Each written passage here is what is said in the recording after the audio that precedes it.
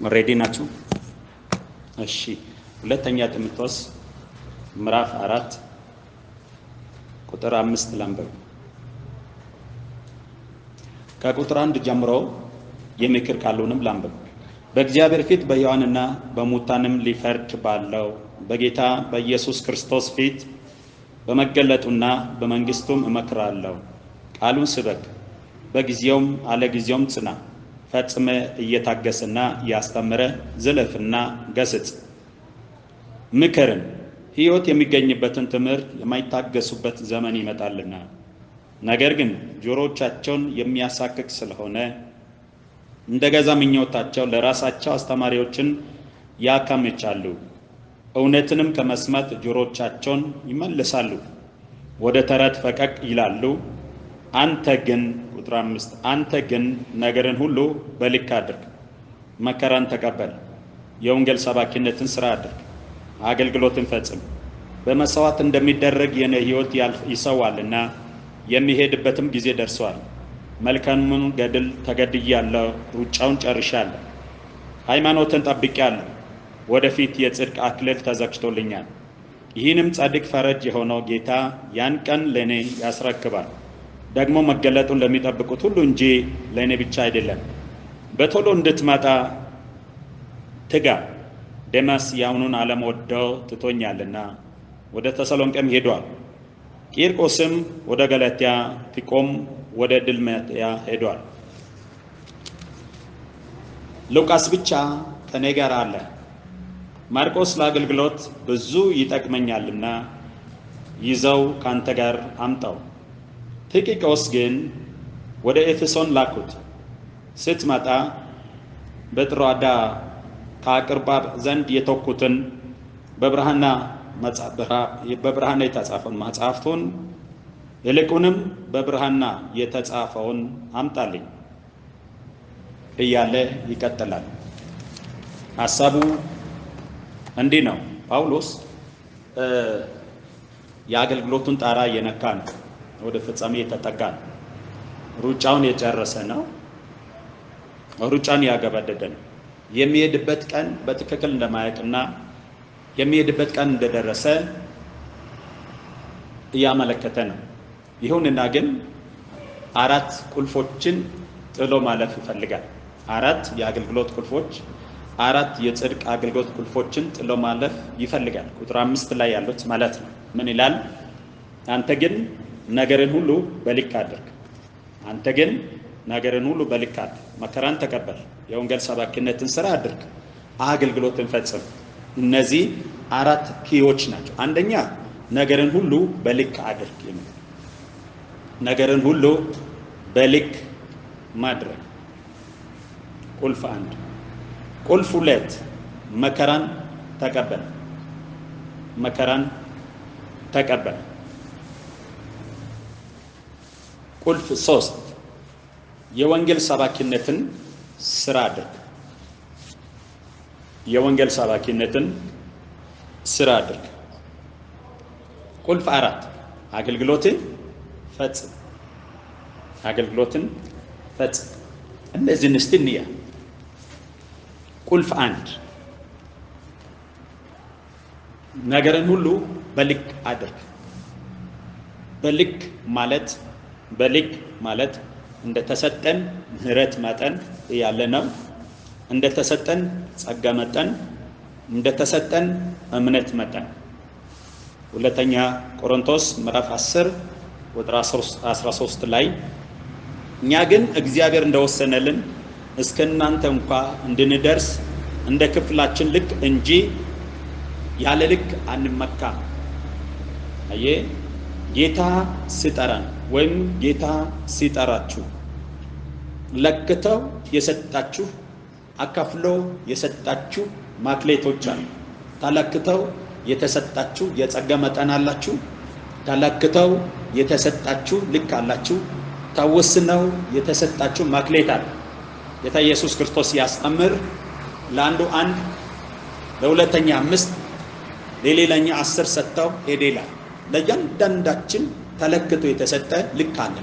እያችሁ ጌታን ደስ ሊያሰኝ የሚችለው ጌታ ሊከብርበት የሚችለው ጌታ ሊደሰት የሚችለው ልካችሁን አውቃችሁ ወሰናችሁን አውቃችሁ ስትሄዱ። አሜን። ልኩን የማያውቅ ሰው በሰው ልክ ውስጥ ይገባል። ወሰኑን የማያውቅ ሰው የሌላን ወሰን ይጥሳል። ወሰኑን የማያውቅ ሰው የሌላን ወሰን ጥሰው ችግር ውስጥ ይገባል። ስለዚህ ጳውሎስ አሁን ለልጁ ለጢሞቴዎስ እየተናገረ ያለው ነገርን ሁሉ በልክ አድርግ፣ አነጋገር በልክ፣ አገልግሎት በልክ፣ አካሄድ በልክ፣ አበላል በልክ፣ አለባበስ በልክ። ሃሌሉያ። ልክ አላችሁ ነው፣ ልክ አላችሁ ነው ያለ። በሌሎች ድካም ያለ ልክ አንመካም። ነገር ግን እምነታችሁ ሲያድግ ከእናንተ ወዲያ ባለው አገር እስክንሰብክ ስራችንን እየጨመረን በክፍላችን በእናንተ ዘንድ እንድንከብር ተስፋ እናድርጋለን። አያችሁ፣ በሌላ ክፍል አላችሁ፣ ሌሎች በተዘጋጀው ክፍል ውስጥ አንገባ። ለኛ የተወሰነልን ውሳኔ አለ፣ ላንተ የተወሰነ ውሳኔ አለ፣ ድንበር አለ። በዛ ድንበር ልክ ሂድ። አያችሁ፣ ሂድ ነው የሚለው። ነገር ሁሉን በልክ አድርግ፣ ነገርን ሁሉ በልክ አድርጊ፣ ነገርን ሁሉ በልክ አድርግ። እግዚአብሔር በልክ የምታድገው አገልግሎት ነው የሚፈልገው። አሜን አሜን ናችሁ። ሁለተኛ ቆሮንቶስ ምዕራፍ 12 ቁጥር 15 እና 16 እኔ ግን ስለ ነፍሳችሁ በብዙ ደስታ ገንዘብን እከፍላለሁ፣ ራሴን እንኳ እከፍላለሁ። ከመጠን ይልቅ በወዳችሁ በዚህ ልክ ፍቅራችሁ የሚያንስ ነውን? አያችሁ፣ ሲወዳቸው እንኳን ልክ አለው። ከመጠን ያለፈ ፍቅር ብኖረው፣ ከመጠን ያለፈ ጸጋ ብኖረው ግን ከያንዳንዱ ጋር የሚያደርገው ሪሌሽን ልክ አለው። አሜን አራሜን በሉልኝ። ሃሌሉያ። ስለዚህ ከዚህ ዘመን በኋላ ከዚህ ትውልድ በኋላ ከዚህ ቀድሞ ከልክ ከአጥር ውጭ ወተን ጥሰን ወተን በማይገባን ነገር ውስጥ የገባን ታላቁን የጌታን ስም አሳድበን ታላቁን የወንጌል ኃይልን ቀንሰን ያለፍን። አሁን ግን ጌታ የሚፈልገው ነገሮችን ሁሉ በልክ አድርግ። እስኪ አሜን አሜን ናችሁ። ልክ አላችሁ። በልክ ነው ተለክታችሁ የተፈጠራችሁ። አሜን። በልክ ነው የተፈጠረው። በአንተ ልክ ነው እግዚአብሔር ጸጋ ሰፍቶ የሰጠው። በአንቺ ልክ ነው እግዚአብሔር ማክሌት የሰጠው። ከልክ ስታልፍ በትዕቢት ውስጥ ገብተህ ፍሬ አልባ ነው የምንሆነው። ፍሬ አልባ ነው የምትሆነው። አንተ ግን ነገርን ሁሉ በልክ አድርግ። አካሄድን በልክ፣ ስብከትንም በልክ፣ ትንቢትንም በልክ፣ ኑሮዬንም በልክ፣ ራስን ያያችሁ ራስን በተወሰነለ ለራስን በተወሰነለ ልክ አድርግ። ራስን ግዛ፣ ፈቃድን ግዛ፣ አካሄድን በልክ አድርግ። አሜን አራመን በሉ። አካሄድን በልክ አድርግ። ድንበር ይኑሪ፣ አጥር ይኑሪ። ከአጥር የወጣ መንጋ ለአውሬ ነው የሚሰጠው። ከጥላ የወጣ መንጋ ለአውሬ ነው የሚሰጠው። ሃሌሉያ። ክብር ለጌታ ይሁን።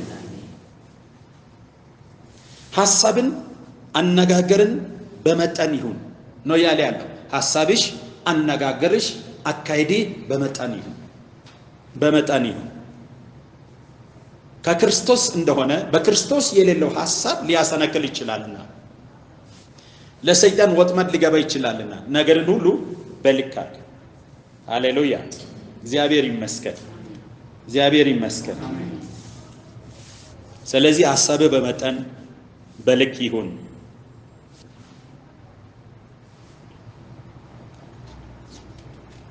የምታስቡት ሐሳብ በልክ ይሁን።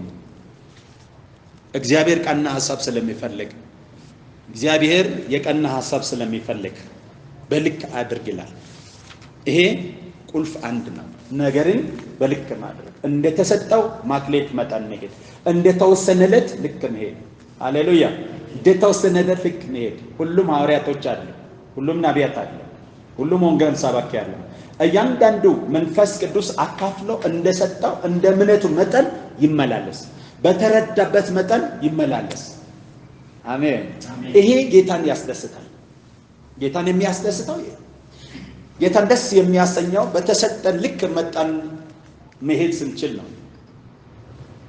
ኤፌሶን ምዕራፍ 4 ቁጥር 16 ላይ ኤፌሶን ምዕራፍ 4 ቁጥር 16 ከእርሱም የተነሳ አካል ሁሉ እያንዳንዱ ክፍል በልክ እንደሚሰራ በተሰጠለት በጅመት ሁሉ እየተገጠመና እየተያያዘ ራሱን በፍቅር ለማነጽ አካሉን ያሳድጋል። አያችሁ፣ ከእርሱ የተነሳ አካል ሁሉ እያንዳንዱ ክፍል በልክ እንደሚሰራ፣ አይን በልክ እንደምትሰራ፣ ጆሮ በልክ እንደሚሰራ፣ እግር በልክ እንደሚሰራ። አይናቸው አንድ ቀንም ጆሮ ልሁን ብላ ታይቃ ታውቃለች? ታይቃለች? ሞክራለች? አትሞክርም። እስኪ እግርሽ አንድ ቀንች ልሁን ብላ ታግለሽ ታውቃለች?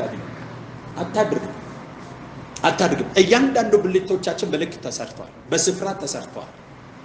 እያንዳንዱ ብልቶች ስፍራቸውን ሲይዝ ነው አካልን መገንባት የሚችለው። እያንዳንዱ ክፍል በልክ እንደሚሰራ በተሰጠለት ጅመት ተያይዘው ተሳስረው ነው አካልን መገንባት የሚችለው። ለኔ የተሰጠ ሌላ ነው፣ ላንቺ የተሰጠ ሌላ። እንዲህ ስንያያዝ ነው አካልን መገንባት የሚችለው። አካልን መገንባት የሚቻለው ብልቶች በልክ ሲሰራ ብቻ ነው። ራስ እኔ ራስ ነኝ ብሎ ሲቀመጥ እግር ሊሆን ሲሞክር አይል። ሃሌሉያ! ሲሆን አይል። አይን እኔ አፍንጫ ነኝ ማለት አይችልም። ወይም አይን እኔ ከአፍንጫ በልጣለሁ ማለት አትችልም። አንዱ ብልት ከአንዱ መብለጥ አይችልም። እያንዳንዱ ብልት በልክ ተሰርቷል። አንዱ በራሱ ክፍል ነው መስራት የሚችለው፣ በሌላ ክፍል መስራት አይችልም። እጅ በእግር ክፍል ገብታ መስራት አትችልም። በእኛ ምድር ላይ በኢትዮጵያ ምድር ላይ ትልቁ ችግሮች በዓለም ላይ ጎልቶ የወጣ የኛ ችግር ታውቃላችሁ? ሁሉም ሜዳ ውስጥ የገባ ሁሉ ጎል ላግባ ይላል። ሜዳ ውስጥ የገባ ሁሉ ጎል ለማግባት ነው የሚሮጠው። አጥቂም ጎል ለማግባት ነው፣ ተከላካይም ጎል ለማግባት ነው፣ በረኛም በርለቃው ጎል ለማግባት ነው። በረኛ እንዲጠብቅ እንጂ ጎል እንዲያስገባ ጋታቸዋል። ጥበቃውን ትተው መጠበቁን ትተው ጎል ሊያስገባ ሲወጣ ጎሉ ባዶ ነው፣ በሩ ባዶ ነው። በእኛ በኢትዮጵያ ውስጥ ያለው ትልቁ ችግር ይሄ ነው። ሁላችን ነቢይ እንሁን ነው፣ ሁላችን ሐዋርያ እንሁን ነው፣ ሁላችን ሰባኪ እንሁን ነው፣ ሁላችን አንድ ነገር እንሁን ነው። የተሰጠን ክፍል ባለማወቃችን፣ የተሰጠን ልክ ባለማወቃችን በሌላ ልክ ስንገባ ሌላ እናበለሻለን። እግርን የሚያውቀው እግር ነው። አሜን። እግርን የሚያውቀው ማን ነው? እግር። ነቢይን የሚያውቀው ነቢይ ነው። አንድን ነቢይ የሚያውቅ ነቢይ ራሱ ነው። አንተን ልታውቅ አትችል ይሆናል፣ አንቺን ልታውቂ አትችል ይሆናል። ስጦታውም አሰራሩም ልዩ ስለሆነ ስለዚህ አስተያየት ሊሰጥ አትችልም፣ ማስተካከልም አትችልም። በራሱ ልክ ነው የሚለው። እስኪ አሜን። በአንተ ልክ አይደለማ። የኔ ሱሪ በኔ ልክ ነው የተሰፋ። በአንተ ልክ ስላልሆነ የኔን ሱሪ ሊታጠቅ ብትል ሊወልቅብሃል። አሜን። ኧረ ምን በለው። እያንዳንዳችሁ የተሰጣችሁ ስጦታ በልካችሁ ነው ያለው። ልካችሁን ካላወቃችሁ የሌላን ልክ ትነካላችሁ። የሌላን ልክ ትነኩና ችግር ውስጥ ትገባላችሁ። በጣም የሚገርም ትውልድ የተነሳ ነው። አሁን በነበርኩበት ሚዛን ከተማ የዛገር ቤንች ከሚባለው ጎሳ የተነሳች ልጅ ናት። የሆነች ትንሽ ልጅ ናት። በኢየሱስ ክርስቶስ ህይወት ነው የምታነበው። የሰው ህይወት ታነባለች። ክብር ለጌታ ይሁን። ታነባለች። በቃ ከታች ይሄ ጅመትን አጥንትን ነው የምታነባው። ክብር ለጌታ ይሁን። በፊቷ ሊሸወድ የሚችል ነገር ነው። ተደንቄ እግዚአብሔርን ሲባርክ፣ ምክንያቱም ከዛሬ 7 ወር አካባቢ እዛ ሄጄ ነበርና አልቅሻለሁ። ሰው ስጠኝ ብዬ ጠይቄ ስለነበር ታነባለች። በቃ የዛኑ መጠን ደግሞ ሌላ አለችና በቃ እንደሷ ካልሆንኩ ብላ ትቀናለች፣ ትታቻታለች። አያችሁ፣ ልኳን አማጣቅ ልኳን ስለማጣቅ እንቁጭ አድርጌ የዛች ልክ አሳየ። ያንቺ ልክ ይሄ ነው፣ የተሰፋለሽ ይሄ ነው። እንደሷ አነባለሁ ብለሽ ሌላ ችግር ውስጥ ነው የምትገቢ። እስኪ አሜን። ሁሉም ተንባይ አይደለም፣ ሁሉም ተንባይ አይደለም። ትንብቱ ለምትተናበይ ብለት ሁሉም ልሳን ተናጋሪ አይደለም፣ ሁሉም ልሳን ተርጓሚ አይደለም። ተርጓሚ ለምትተረጉም ጸጋ በልክ ነው የተሰጣቸው። አሜን ትላላችሁ። ቤተክርስቲያንን የገደለ ራእይን የገደለ ከዚህ በኋላ እግዚአብሔር ይረዳናል። እየጠረኩ ነው ከጥግ ጀምሮ። ልክ የሀገራችን መንግስት ይሄ ነገር እየጠረገ እንዳለ ከዛ ጀምሮ እየጠረኩ ነው ያለው። ከልክ የወጣው ሾዎች የነቀልኩ መንቀል ነው። እስኪ አሜን። ከዚህ በኋላ በእንዲህ አይነት አካሄድ አይደለም። ኪሩቤል በልዩ ክብር ነው የምትጠራው። እስኪ አሜን። እያንዳንዱ በልክ ነው የሚቀመጠው። እግር ስላለው ስለ እግር አታውቅም። እጅ እግር አይደለችም፣ ስለ እግር አታውቅም። እግር ነው ስለ እግር የሚያውቀው፣ እጅ ነው ስለ እጅ የሚያውቀው። እስኪ አሜን አሜን ትላላችሁ።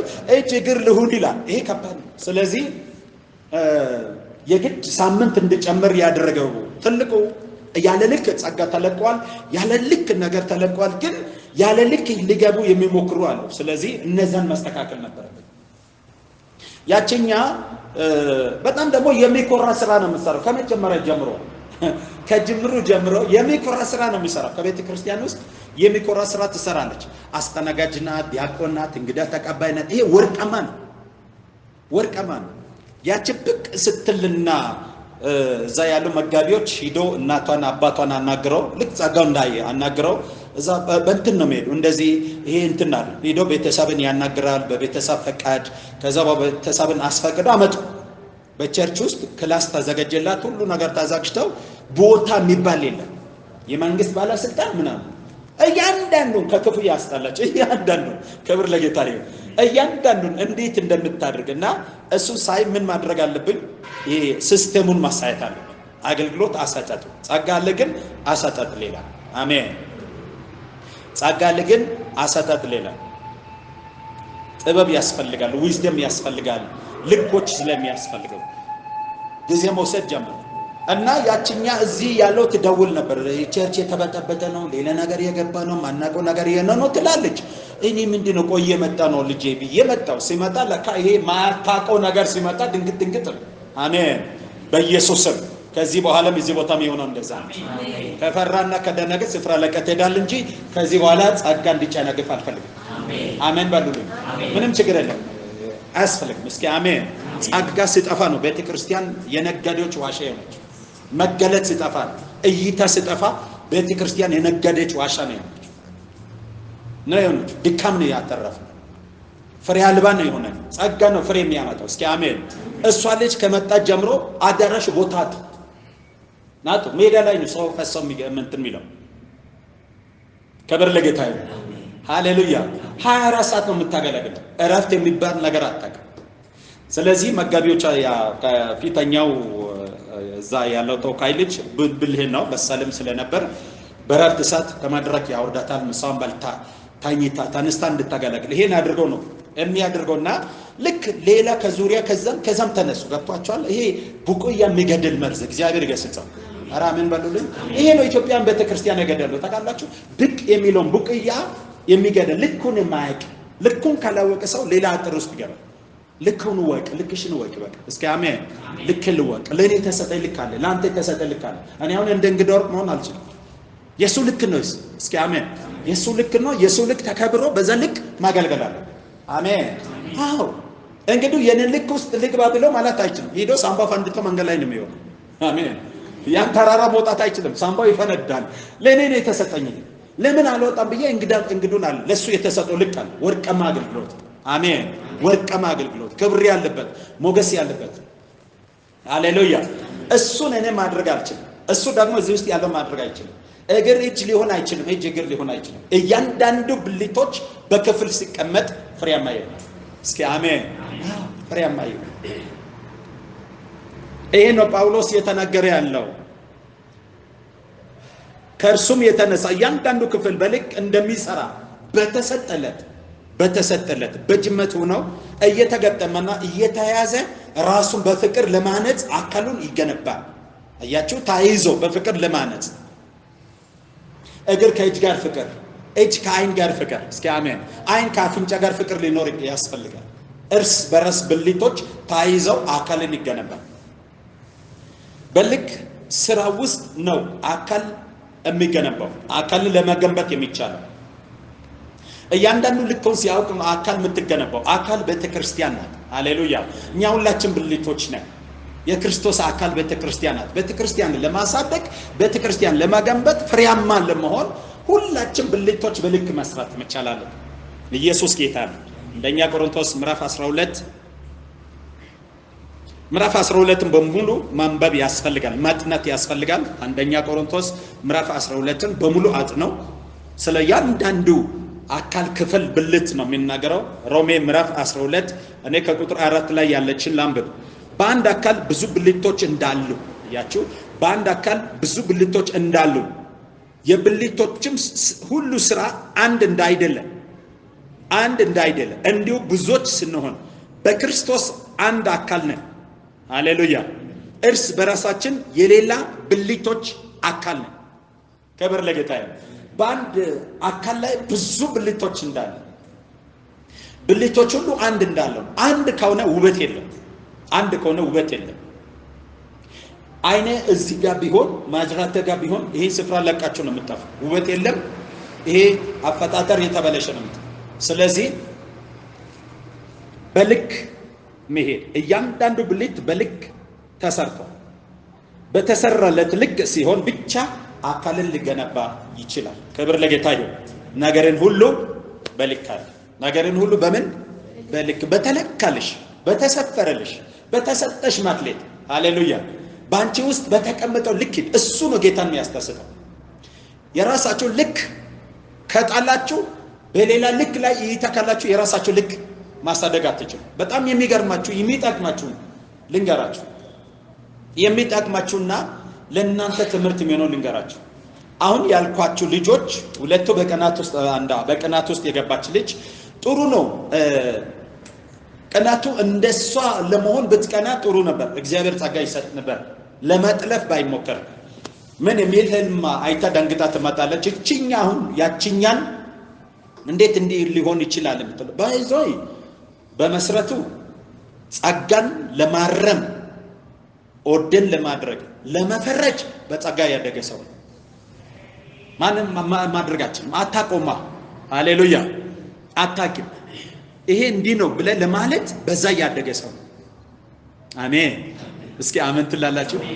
ስለ አንድ ነቢያት ይሄ እንዲህ አይደለም ብሎ ማለት የሚችለው ያ የነቢያት ደርዝ ያለ ሰው፣ የነቢያት መንፈስ ያለ ሰው፣ የነቢያት መንፈስ ለነቢያት ይታዘዛል። ያ መንፈስ ያለ ሰው አሜን።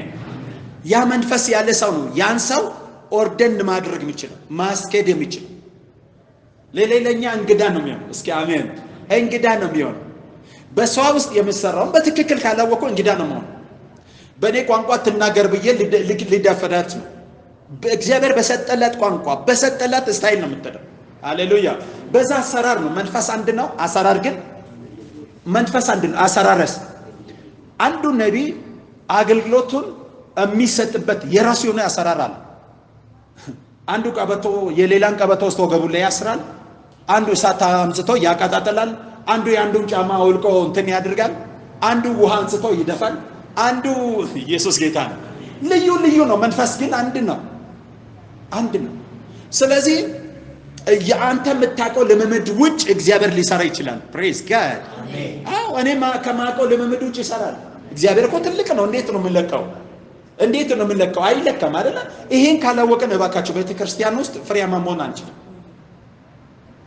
ብቅ ስል በራሳችን ቀዳዳ ልናስገድ ስንሞክር ችግር ነው የሚፈጠረው። ጸጋ ኮላፕስ የሆነ ይሄዳል። የኔ ትልቁ ትኩረት የጌታ ትልቁ ትኩረት እያንዳንዱ በልኩ ነው፣ በጸጋ እንዲያድግ ነው። አሜን። ምክንያቱም በአንተ ውስጥ ያለው በአንቺ ውስጥ ያለው እየኮራ ማንም ከማንም የተሻለ በአንተ ውስጥ አለ። በአንተ ውስጥ ያለው ከሌላ የተሻለ ነው። በሌላ ውስጥ ያለው ደግሞ ካንተ የተሻለ ነው። አንዱ ካንዱ የሚያንስ ነው። ሁሉም የመንፈስ ቅዱስ ስጦታ ነው። እስኪ አሜን። ሁሉንም እንደ ፈቃዱ አካፍሎ የሚሰጠው ማን ነው? መንፈስ ቅዱስ። ስለዚህ ሰጪውን የነካን ነው ያለው። አሜን። እስኪ አሜን። ሃሌሉያ። በኪሩቤል ውስጥ እያንዳንዱ በተላከለት ልክት ክብር አለው፣ አገልግሎት አለው፣ ኃይል አለው፣ ሞገስ አለው፣ አክሊል አለው። አሜን። ኧረ አሜን በሉልኝ። ይሄን ወቀው። ቤተክርስቲያን ባለራእይ አላት፣ ራእይ አላት። በራእይ ነው የምትሄደው፣ በእይታ ነው የምትሄደው። የሚያይ አይን ያለው አለ። እስኪ አሜን። እስኪ አሜን ትላላችሁ። ክብር ይሁን ለጌታ። አለ በቃ ቤተክርስቲያን ውስጥ ራእይ አለ፣ ባለራእይ አለ፣ እይታ አለው፣ የሚያይ አለ። ተክሎችን ይለያል። እስኪ አሜን። ተክሎችን ይለያል። ሃሌሉያ። የቱ ነው ማንጎ? የቱ ነው ብርቱካን? የቱ ነው ቡና ችግኝ? የቱ ነው የፓፓያ ችግኝ? የቱ ጋር ነው የሚሆነው? ያያል። እስኪ አሜን። እስኪ አሜን ትላላችሁ። ስለዚህ እንዲህ አይነት ችግሮች ነበሩና ያቺኛ ቦክ ስትል ምደነግጠው ህልም ታለማለች። እኔ አንድ እግዚአብሔር ያስተምረኝ ያለ ያደኩ ሲሄድ በእነዚህ በአገልግሎት እየተሳል እግዚአብሔር ያሳደገኝ ያለው ነገር አለ። ሰዎችን ለመቀየር ከመሞከር የሰዎችን ስሜት መረዳቱ ነው ጥሩ። ሰዎችን ለመቀየር አልሞክሩ። ሰዎች በራሳቸው ጊዜ ነው የሚቀየሩ። እስኪ አሜን። ግን የሰዎች ስሜት ነው መረዳት የሚፈልገው። ስሜቱ ጠንከራ መካከለኛ ምንድነው ብዬ ነው ማየት የሚፈልገው። ስለዚህ አሁን ያቺ ልጅ ለመቀየር ብዙ ሙሻ ዙራን አላዞርኩም። ግን ስሜቷን ከተረዳው በኋላ ስሜቷ አንድ ነገር ትፈልጋለች፣ እንደዛ ለመሆን ትፈልጋለች። ግን እንደዛ የመኮኛ መንገድ ነው ያላወቀችው። አያችሁ። ስለዚህ ስሜቷ በትክክለኛ መንገድ እንዲሄድ አቅጣጫ መስጠት ነው። ይሄን መስጠት ፐርሰናል ለሷ ቢባል እንግዳ ነው የሚሆንባት። ማስተማር፣ እስኪ አሜን። ማስተማር እግዚአብሔር ቃል ሰዎችን ይለውጣል። ባስተምሮ ነው የሚለወጠው። ሐዋርያቶች ባስተምሮ ነው ምድርን የለወጡ። እስኪ አሜን። ስለዚህ አስተምራለሁ እና አስተምሪው በጣም ጥሩ ጊዜ ነበርና ማታ ጸልየላቸው ሄደች። ህልም አለመች። ያለመችን ምንድነው? በጣም ትልቅ ህፃን ተሸክሜ የሚያምር ህፃን ነው አለ። እሺ ወደ ቸርች የመጣው ተሸክሜ ያለው አለች። እሺ አለ። ከዛ በኋላ ወስጄ ለፀሐይ ሰጠዋት። ፀሐይ ነው የምትባለው አሁን የተነሳችልኝ። ለሷ ህፃኑን ሰጣውና ወደ ቸርች ሲገባ ይሁን ዝም ብሎ አንዱ ሚቀም ሚያጨስ ምናምን ትርምስምስ ነበር አዳራሽ ውስጥ የነበረው አለች። ይሄን አይቼ ደንግጬ ተነሳው አለች። አየሽ አለ። ህፃኑ ጸጋ ስትቀኝ ይበጅሽ ያለውን ጸጋ ለሷ ተጨመረላት። ፕሬዝ ጋድ ሃሌሉያ። አንዱ ሰው እንዲስትል ካንተ ያለው ተወስቶ ለሱ ነው የሚሰጠው። ራመን በሉልኛ። እግዚአብሔርሽ ላንቺ ወርቀማ ነበርሽ። ያ የሚያምር ጸጋ ነው። አታክሙሳ ለሷ ሰጠሻል። እሷ ተቀበለች። በሷ ላይ ላለው ካንቺ ያለው ተወስቶ ተጨመረ። ልክ አዳራሹ ስትገቢ የሆነ ትርምስምስ አየሽ። በጸጋ ተሸፍኖ ነው መልካም ነገር። ሰው ጸጋ ሲወሰድበት እርቀና ነው የሚያየው። በቤተ ክርስቲያን ውስጥ አዮ እንዲህ የሚሉ ሰዎች ጸጋ የተወሰደባቸው ነው። የሰውን እርቀና ነው የሚያየው። ጸጋ ከተወሰደ በኋላና አዳም የሚስቱን እርቀና ያየው ተረዳችሁ? ጸጋ የራሱ ጸጋ ሲላጭ የሌላውን የባልንጀራውን ጉድለት ነው ማየት የሚጀምረው። እርቀናው ነው የሚያየው። በዛ በባልንጀራው ላይ የተቀመጠውን ትልቁን ማየት አይችልም። ስለዚህ ነው በኢትዮጵያ ምድር ላይ ያለው ችግር። ጸጋ የተወሰደበት አይኑ መነጽሩ ሲወሰድ ያን ነው የሚያየው።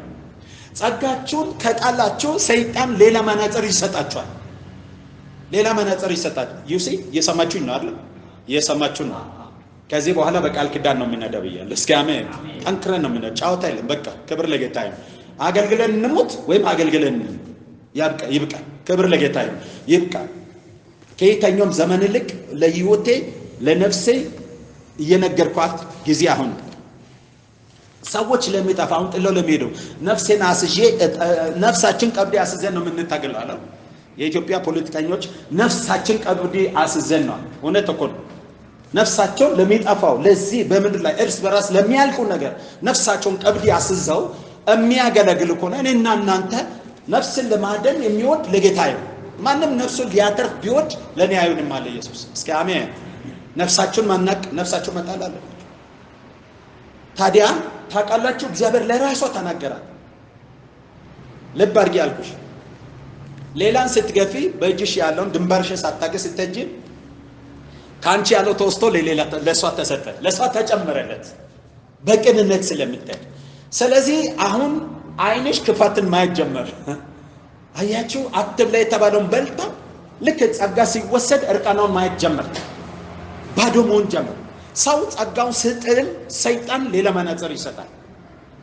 አንድ ጊዜ አንድ የአሜሪካን ገበሬ ፈረሶችን ያረባል።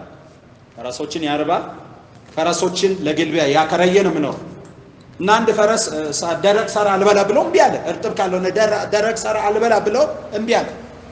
ከዛ በኋላ ሄደና አረንጓዴ መነጽር ገዝቶ አምጥተው በፈረሱ አይን ላይ ግጥም አድርገ ሲያይ ደረቁ ሳር አረንጓዴ ሆነበትና ግጥም አድርገው በላ። አሁን ሳሩ ነው ወይስ መነጽር ነው ስራውን የሰራ?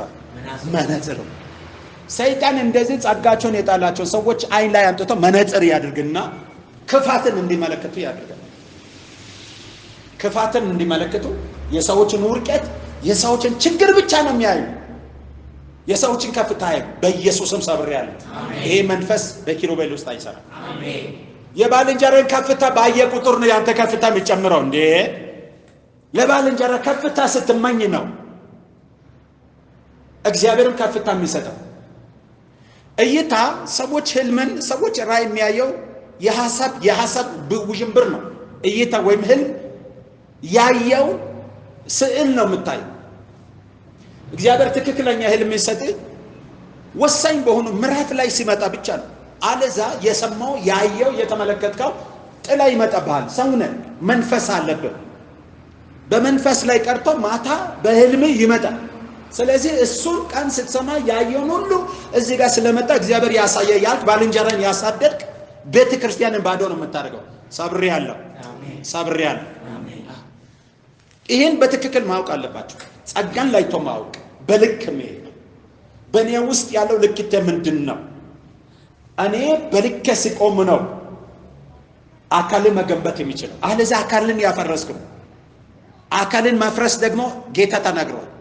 መቅደስን የሚያፈርሰውን እሱን እግዚአብሔር ያፈርሳል። አሜን፣ ሃሌሉያ። ልክን ማወቅ፣ ነገርን ሁሉ በልክ አድርግ። እሺ፣ አንደኛ ቆሮንቶስ ምዕራፍ 12 አጥኑ ብያለሁ። ሮሜ ምዕራፍ 12 ቁጥር 4 በአንድ አካል ብዙ ብልቶች እንዳሉ የብልቶችም ሁሉ ሥራ አንድ እንዳይደለ እንዲሁ ብዙዎች ስንሆን በክርስቶስ አንድ አካል ነን፣ እርስ በራሳችን የሌላው ብልቶች ነን። አሜን። እኔ የእሱ ብልት ነኝ፣ እሱ የኔ ብልት፣ አንቺ የእሷ ብልት፣ እሷ የእሷ ብልት። እሷ ብትቆስል አንቺም የቆሰልሽ። አንዱ ብልት ሲሰቃይ አብረን እንሰቃያለን። አንዱ ደስ ሲሰኝ አብረን ደስ እንሰኝ። እንዲህ አድርገው ነው ያለው። እያንዳንዱ ብልት በልክ ተሰራ። በዛ ልክ ሲሆን ብዙ ፍሬ ማፍራት ይችላል። አንቺ ግን ነገርን ሁሉ በልክ አድርግ። አንተ ግን ነገርን ሁሉ በመጠንና በልክ በተወሰነልህ ልክ አድርግ። የተወሰነልህ ልክ አለ። ሃሌሉያ። ኤፌሶን ምዕራፍ 4 ቁጥር 12 እና 13 ሁላችን የእግዚአብሔር ልጅ በማመንና በማወቅ ወደሚገኝ አንድነት ሙሉ ሰው ወደ መሆን የክርስቶስ ሙላቱ ወደ መሆን ወደ ሙላቱ ልክ እስክንደርስ፣ አያችሁ፣ እስክንደርስ ቅዱሳን አገልግሎትን ለመስጠት የክርስቶስ አካል ህንፃ ለመገንባት እያንዳንዳችን በልክ እንሆን ነው። ወደ ክርስቶስ ሙላት ለማደግ የምትችለው በልክ ስትወጣ ነው። በልክ ስትወጣ፣ በልክ ስትሄድ ነው። አሜን፣ እግዚአብሔር ይመስገን። ነገርን ሁሉ በልክ ማለት በተወሰነ ልክ ስንሄድ ወደ ተመረጠልንና ወደ ተወሰነልን ልክ እንደርሳለን። ወደ ተሻለው ክዳን እንደርሳለን። በልካቸው የሄዱ ሰዎች ወደ ተሻለ ክዳን ደርሰዋል። ወደ ተሻለ ክብር ደርሰዋል። ክብር ለጌታ ይሁን። ዕብራውያን ምዕራፍ 8 ቁጥር 6 እና 11 ቁጥር 6 አሁን ግን በሚሻል ተስፋ ቃል በተመሰረተ በሚሻል ክዳን ደግሞ በመካከለኛው እንደሚሆን በዚያ ልክ እጅግ የሚሻል አገልግሎት አግኝቷል። አያችሁ፣ አሁን ግን ስል ግን የሚለው ነገር ካለ ፊተኛውን አስወግዷል፣ ፊተኛውን አሰራጅቷል፣ ፊተኛውን ዘግቷል። አሁን ግን ይላል በተሻለ ክዳን። እስኪ አሜን። በተሻለ ክዳን፣ ነቀፌታ በሌለችበት ናውርም በማይገኝበት ክዳን በመካከለኛ ተስፋ እንድንሄድ እያንዳንዱ በልክ ወደ ተሻለው ክዳን ይደርሳልና። ሃሌሉያ። እያንዳንዱ በልክ ሲሄድ ወደ ተሻለው ክዳን፣ ወደ ተመረጠ ክዳን ይደርሳል። ልክን የማወቅ የደስታ ሁሉ ምንጭ ነው። አሜን። ልክን ማወቅ የደስታ ሁሉ ምንድነው? ምንጭ ነው። መጠንን ማወቅ፣ እንደተሰጠን ምህረት መጠን፣ እንደተሰጠን ጸጋ መጠን፣ እንደተሰጠን ኃይል መጠን ማገልገል ወደ ታላቅ ደስታ ያደርሳል። አንደኛ ጴጥሮስ ምዕራፍ 4 ቁጥር 13 ነገር ግን ክብሩ ሲገለጥ ደግሞ ሐሰት እያደረጋችሁ ደስ እንዲላችሁ በክርስቶስ መከራ በምትከፍሉበት ልክ ደስ ይላችኋልና። ክብሩ ሲገለጥ ደስ እንድትሉ። አያችሁ፣ በልካችሁ ሄዳችሁ በተረዳችሁ መጠን በገባችሁ እውነት ያገለግላችሁ ጌታ ሲገኝ የምትቀበሉትን አክሊል ስታዩ ደስ ትሰኛላችሁ። የደስታ ሁሉ ምንጭ ነው። ኦኬ፣ ጳውሎስ ታዲያ ስለዚህ ማስጠንቀቂያ ሲሰጥ ምን ይላል? እግዚአብሔር ለእያንዳንዱ የእምነትን መጠን እንዳካፈለው እንደ ባለጠ አእምሮ እንዲያስብ እንጂ ማሰብ ከሚገባው አልፎ በትዕቢት እንዳያስብ በመካከላችሁ ላለው ለእያንዳንዱ በተሰጠኝ ጸጋ እመክራለሁ። በምን በተሰጠኝ ጸጋ እመክራለሁ? እያንዳንዱ እንደተሰጠው እንደተረዳው መጠን እንዲሄድ በተሰጠኝ ጸጋ እመክራለሁ።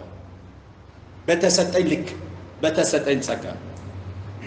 ሁላችን መካሪዎች አይደለም። ሁላችን አስተማሪዎች አይደለም። ሁላችን ሰባኪዎች አይደለም። ሁላችን ተንባዮች አይደለም።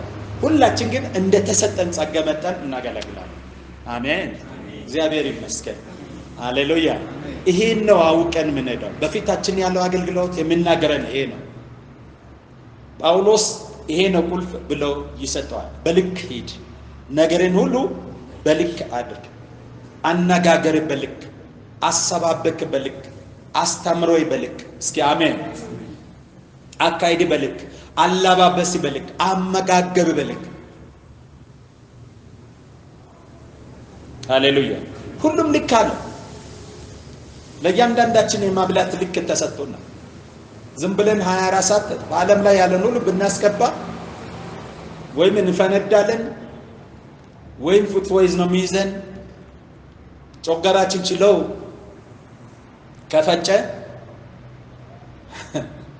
በምስራቅ አሜሪካን እንዳሉ እነዚህ ይሄን ቤት የሚመስሉ ሰዎች ነው ምናምን ከባድ ነው። እያንዳንዱ ተመጥኖ እየተሰጠው ልክ አውቀው ሲሄድ ግን ጤናማ ህይወት፣ ጤናማ አገልግሎት፣ ጤናማ ህብረት፣ ጤናማ መንፈሳዊ አንድነትን መጠበቅ እንችላለን። አንተ ግን ነገርን ሁሉ በልክ አድርግ፣ አነጋገርን በልክ አድርግ፣ አካሄድን በልክ አድርግ፣ ልክን እወቅ። ሃሌሉያ። በተሰጠኝ ጸጋ ነው የሚመክረው ነው የሚለው። ሃሌሉያ። ክብር ለጌታ ይሁን። ሁለተኛ ቁልፍ ሁለት የጽድቅ አገልግሎት ቁልፍ ሁለት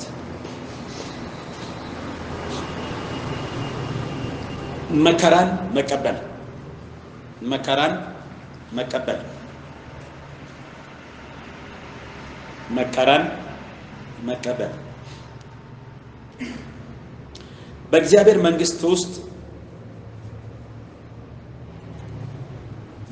መንግስት ውስጥ ቀምመው በእግዚአብሔር ፊት ሊያቆመን የሚችለው ብቸኛ መሳሪያ መከራን ማርቆስ ወንጌል ምዕራፍ 9 ቁጥር 49 ሰው ሁሉ በእሳት ይቀመማልና መስዋዕትም ሁሉ በጨው ይቀመማል። ሰው ሁሉ በእሳት ይቀመማልና መስዋዕትም ሁሉ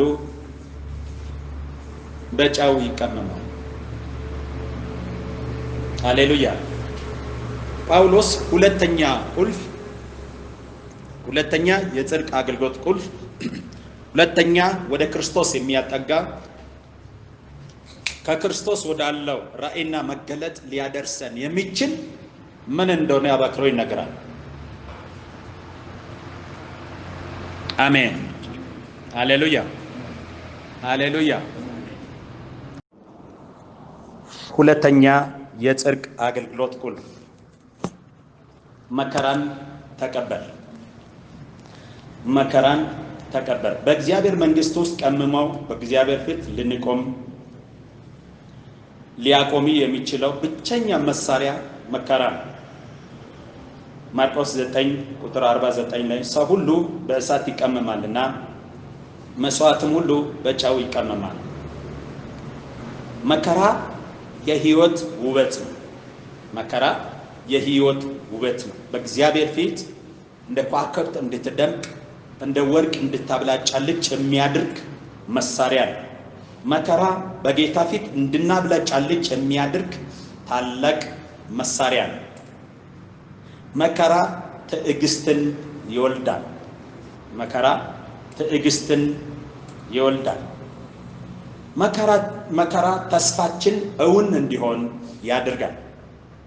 ተስፋችን እውን እንዲሆን ያድርጋል። መከራ የህይወት አክሊል ያጎናጽፋል። መከራ የህይወት አክሊል ያጎናጽፋል።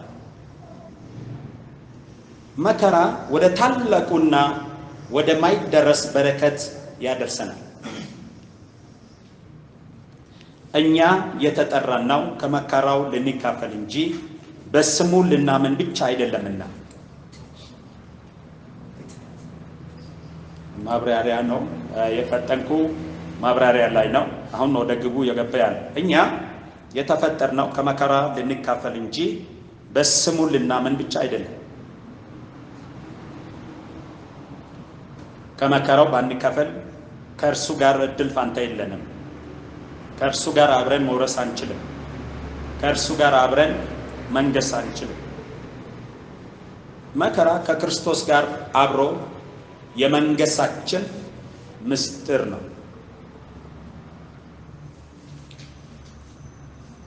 ከመከራው መካፈል፣ መከራን መቀበል። ዮሐንስ ወንጌል ምዕራፍ 16 ቁጥር 33 ዮሐንስ 16 ቁጥር 33 በእኔ ሳላችሁ ሰላም እንዲሆንላችሁ ይህንን ተናግሬያችኋለሁ። በእኔ ሳላችሁ ሰላም እንዲሆንላችሁ ይህን ተናግሬያችኋለሁ። በዓለም ሳላችሁ መከራ አለባችሁ፣ ነገር ግን አይዟችሁ እኔ ዓለምን አሸንፌአለሁ።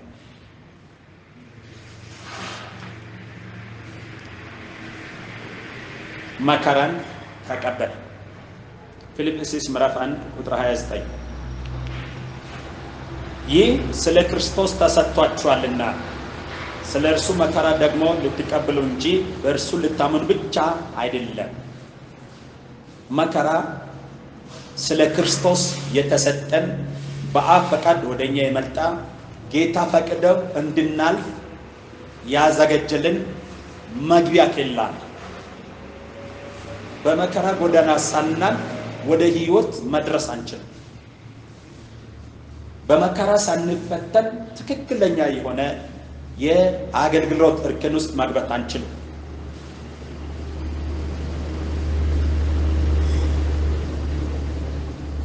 ከመከራው ስትካፈል ከክብሩ ትካፈላለህ።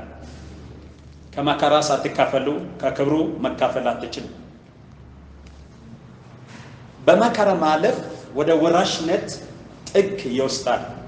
ሮሜ ምዕራፍ 8 ቁጥር 17 ልጆች ከሆነን ወራሾች ደግሞ ነን ማለት የእግዚአብሔር ወራሾች ነን። ልጆች ከሆነን ወራሾች ደግሞ ነን ማለት የእግዚአብሔር ወራሾች ነን። አብረንም ደግሞ እንድንከበር አብረን መከራ ብንቀበል ከክርስቶስ ጋር አብረን ወራሾች ነን። አብረንም እንድንከበር አብረን መከራ ብንቀበል ከክርስቶስ ጋር ወራሾች ነን። ቅድም ያልኳችሁ ይሄ ነው። ኮምፈርት ወይም የራሳችን ሴፍቲ የጠበቀን ለነፍሳችን ምቾት የፈለገን ለሰውነታችን ታድላ የፈለገን የምንሰጠው አገልግሎት ጌታን አያስደስትም፣ ወደ ክብር አይመጣም። ስለዚህ ወደ ክብር ከኔ ጋር ማይሻገረው ትውልድ ጋር አብረ መሄድ አልችልም፣ ላስከትልም አልችልም። ዛሬ የክዳን ቀን ነው። ዛሬ እንወስናለን። ካንተ ጋር አብረን እንጋደል ለምትሉ በትክክለኛ አሳያችሁና እሱን አጥንታችሁ ትወስናላችሁ። ከዛ በኋላ እንቀጥላለን። ምክንያቱም ክርስቶስ ነፍሱን በአባቱ እጅ ቀብድ ሰጥተው ነው ወደዚህ የመጣው። ክብር ለጌታ ይሁን። ጳውሎስም የተናገረ ያለው ይሄ ነው። ከእግዚአብሔር የተቀበልኩትን ራእይ የወንጌል ሰባኪነትን እስኪፈጸም ድረስ ነፍሴ በእኔ ዘንድ እንደማትከብር እንደ ከንቱ ነገር እቆጥራታለሁ። ጌታ ኢየሱስ ክርስቶስም ነፍስን ሊያድን የሚፈልግ ያጠፋታል፣ ነፍሱን ስለኔ የሚያጠፋ ለዘላለም ሕይወት ይጠብቃታል። የነፍሳችን ታድላ እየፈለገን ልናገለግለው አንችልም። በጽድቅ የተሞላ አገልግሎት መከራን መቀበል ይጠይቃል።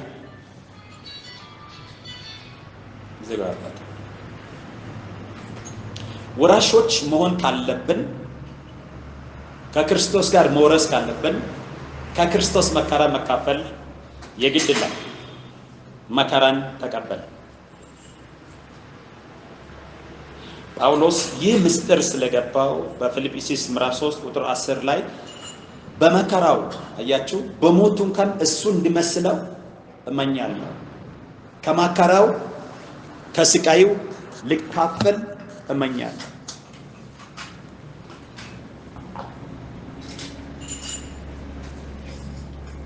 ሁለተኛ ተሰሎንቄ ምዕራፍ 1 ቁጥር 5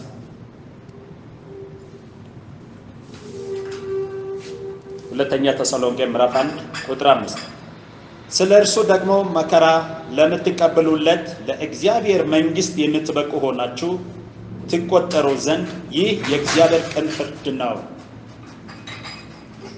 መከራ ከእርሱ ጋር ወራሾች እንደሆናችሁ ከእርሱ ጋር ልትካፈሉ ክብሩ ልትካፈሉ እንደተቆጠራችሁ እውን እንዲሆን ይህ የእግዚአብሔር ፍርድ ነው። እግዚአብሔር ፈርዶባቸዋል። አሜን ነው የሚለው። እግዚአብሔር ፈርዶላቸዋል። የእግዚአብሔር ቅን ፍርድ ነው። ስለ እርሱ ደግሞ በመከራ ለምትካፈሉለት ለእግዚአብሔር መንግሥት የምትበቁ ሆናችሁ ትቆጠሩ ዘንድ ይህ የእግዚአብሔር ቅን ፍርድ ነው። ወርቅ በእሳት ተፈትነው ለክብር እንደሚሆን ወርቅ በእሳት ውስጥ ባይገባ ወርቅነቱ እንደማይታወቅ በመከራ የማያልፍ ሕይወት የእግዚአብሔር ሕይወት እንደሆነ ሊታወቅ አይችልም።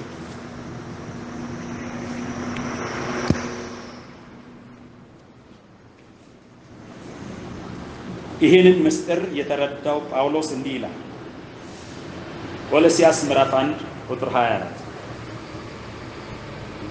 ርዕሰ ጉዳያችን መከራን ተቀበል ነው። ቆሎስያስ ምዕራፍ 1 ቁጥር 24 አሁን በመከራዬ ስለእናንተ ደስ ይለኛል።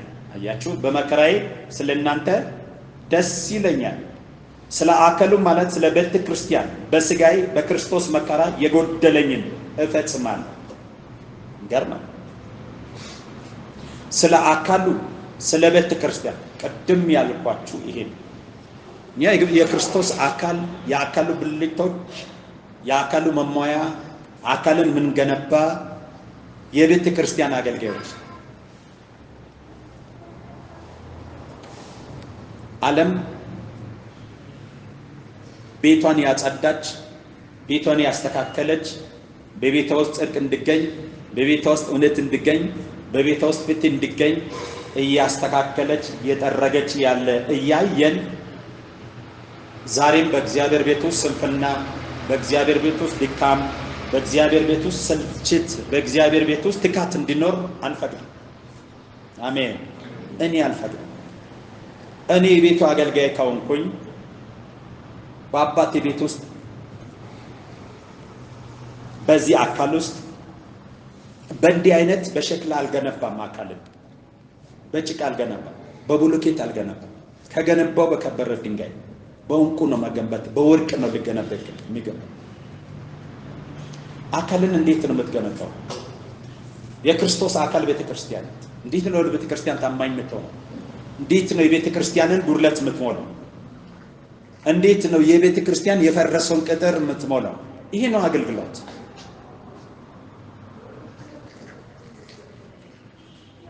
በዛ ነቀፌታ በተገኘችበትና እንክን ተገኝቶባት በሻረች ኪዳን ነህምያ እንዲህ አለ፣ መሰለቂያ እንዳንሆን ኑና ቤቱን እንስራ።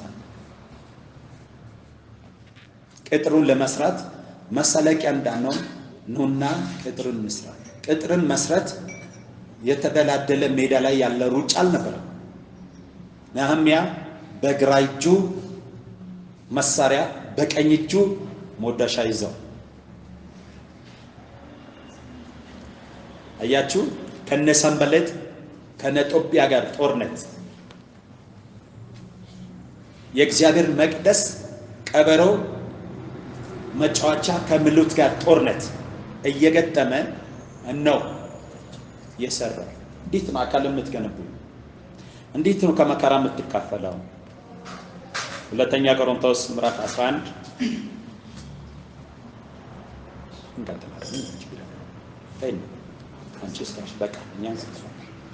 ሁለተኛ ቆሮንቶስ ምዕራፍ 11 ቁጥር 24 ልባር አሁን ጳውሎስ ተቀበለኝ የሚለው እንካ ይሄ ተቀበል የሚለው መከራ ይሄ ነው።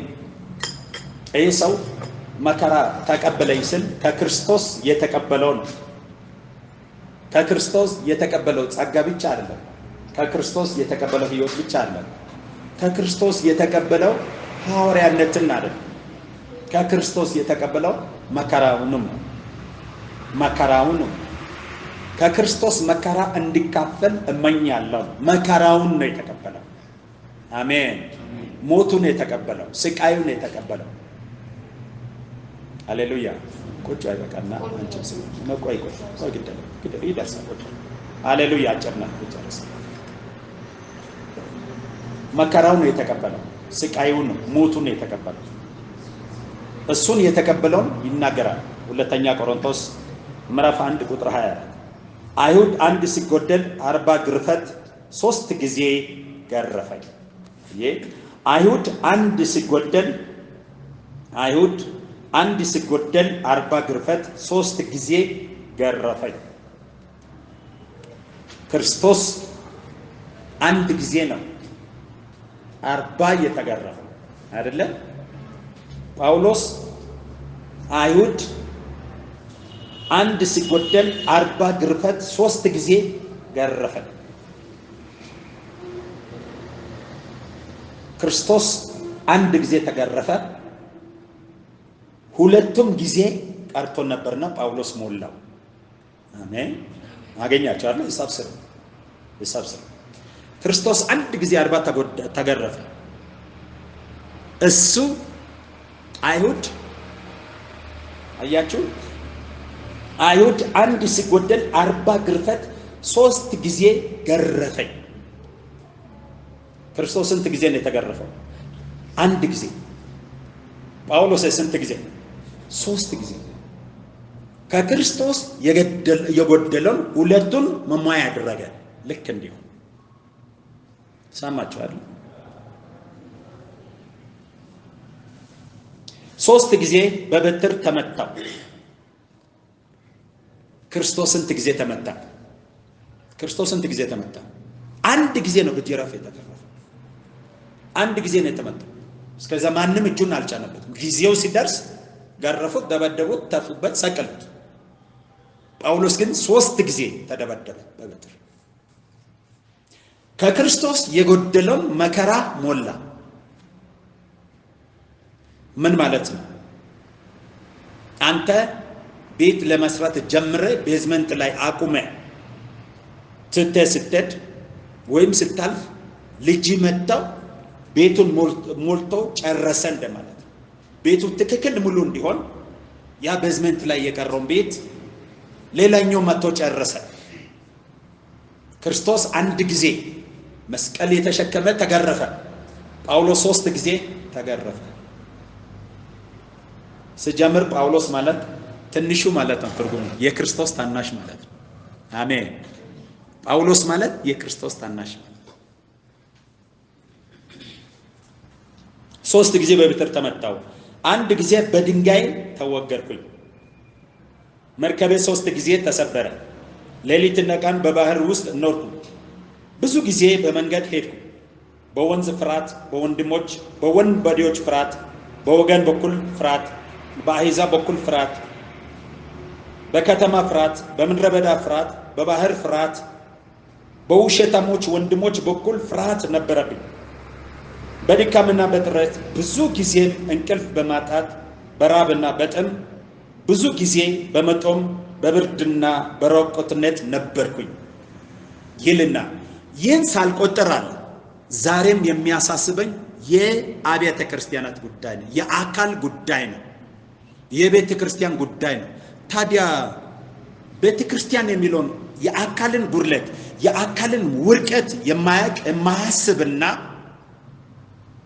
ዞትር ቀንና ሌሊት ለሚጠፋው ሆድ የሚያስብ ለሚጠፋ ኑሮ የሚያስብ ትውልድ አካል ይገነባል ብለህ ወደ አካል አታስጠጋም።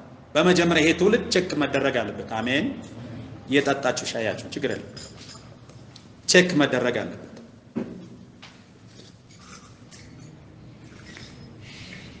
መከራን ተቀበል።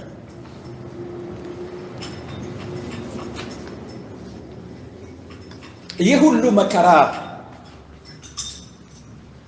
ተቀብዬ እሱ አይደለም የሚገደኝ። አሁንም ሐሳቤ ስለ አካሉ ነው። ሐሳቤ ክርስቶስ ስለተሰቀለላት ቤተክርስቲያን ነው። ሐሳቤ ክርስቶስ የሰጠን በቤተክርስቲያን ውስጥ እንዳገለግል ክርስቶስ ስለሰጠኝ አገልግሎት ነው። ምን ያህል ነው ለአገልግሎታችሁ የምታስቡ? ምን ያህል ነው የክርስቶስ አካልን የሞላችሁ እንዳላችሁ የምትረዱ አገልጋዮች? የኔ እናት የተጠራ ነው በሱ ልናምን ብቻ ሳይሆን ከመከራው ልንካፈል። እስቲ እኔ ይበሉ ለራሳችሁ። የተጠራው በእርሱ ላምን ብቻ ሳይሆን ከመከራው የጎደለውን ሊሞላ ሊካፈል ነው። አሜን ይሁንላችሁ።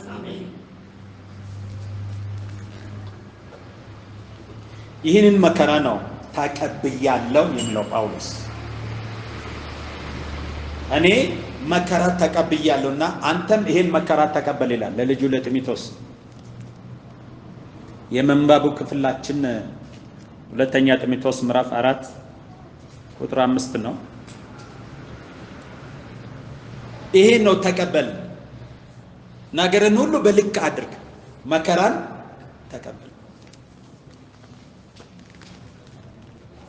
መከራን ተቀበል። የኔ ወንድም በአንተ ዘመን ዱላ እኮ የለም። በአንቺ ዘመን አታመልክ የሚል የለም።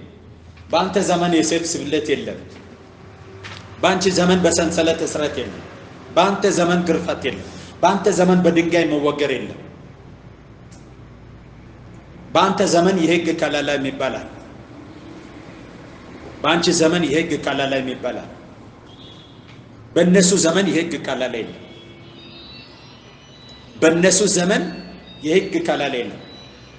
በእነሱ ዘመን ዲሞክራቲክ የሚባል ሕግ የለም። በእነሱ ዘመን የሰው ነፃነት የለም። ያገለገሉ በባሪያዎች ዘመን በጋሪዎች ዘመን ነው። ጌታና ባሪያ ተብለው ሰዎች እንደ ከብት በሚሸጥበት ዘመን ነው። እየሰማን ነው አይደል?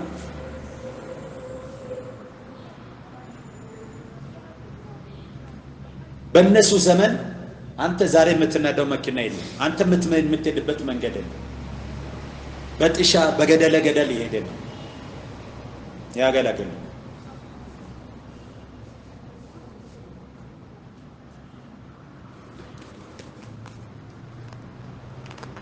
በእነሱ ዘመን ዲሞክራሲ፣ መብት፣ ሰብአዊ መብት የሚባል ነገር የለም። ሰው በአደባባይ ላይ እያዩት ጓደኞቻቸው በድንጋይ ተወግረው የሞተ ነው። በአደባባይ ላይ አንገታቸው በሰይፍ የተቀላ፣ እነሱ ግን ለሩጫና ለክርስቶስ አካል ግንባታ ወንድሜ ላይ የደረሰው ሰይፍ እስኪመጣልኝ ተራይ እስኪደርስ ብሎ ወደ ላላ ነው። ሽሮ አጣው ብለ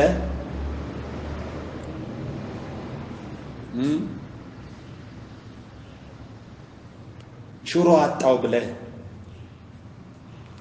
ትራንስፖርት አጣው ብለ ዝናብ ዘነበ ብለ ምክንያት ስትሰጥ እግዚአብሔር እንዴት አይነት ይጸየፍብህ!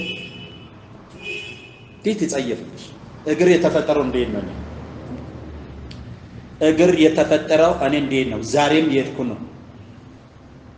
ዛሬም የሄድኩ ነው። የሚሄድበትን ተከትለኝ ታውቃለህ። ዛሬም እግሬ እየሄደ ነው።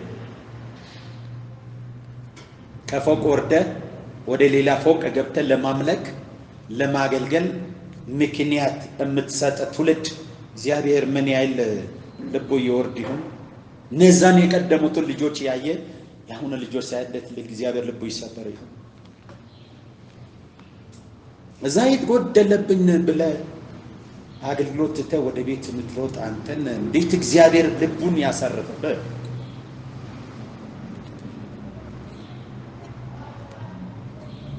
በረሃብ በራቁትነት በችግር የሚባለውን በማጣት በመጾም በመጸለይ በቀን በሌሊት በውሸታም ወንድሞች ኪስ በውጭ በውስጥ ቀንና ሌሊት እንቅልፍ በማጣት ነበርኩኝ ይላል።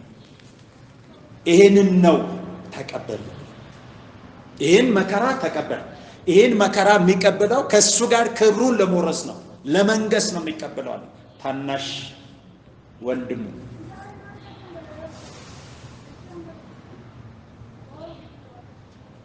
የክርስቶስን መከራ ተቀበል።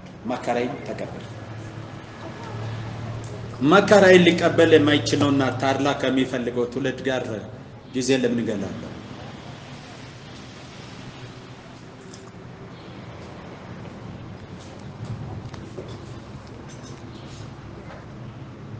ሁለተኛ ጢሞቴዎስ ምዕራፍ 1 ቁጥር 8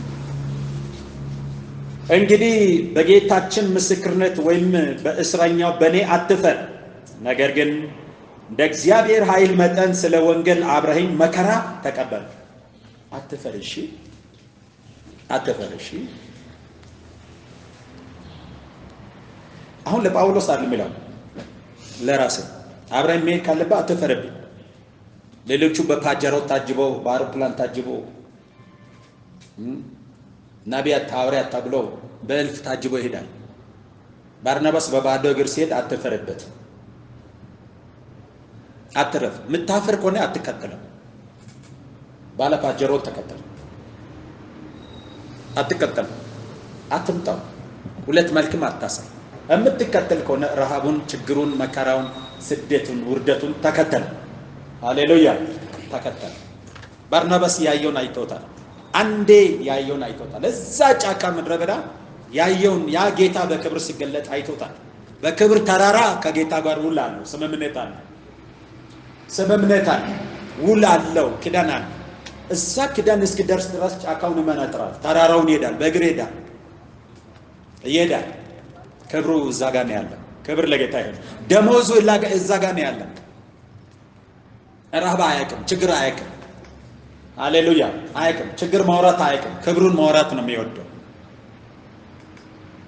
ስለዚህ እንወስን፣ እንጨርስ። ዛሬ እንጨርስና ይሄ ዝም ብሎ ውሃ ቂዳ መለስ ከዚህ በኋላ አይሆንም።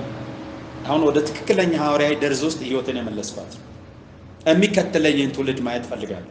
አብረኝ መከራ የሚቀበል ትውልድ ፈልጋለሁ። ረሃቤን ረሃቡ፣ ጥማት ጥማቱ፣ ውርደት ውርደቱ የሚደርስ ትውልድ ፈልጋለሁ። ጫወታይን ከሰላምታ ላቆም እፈልጋለሁ። ጌታ የሚመጣበት ጊዜ ደርሷል።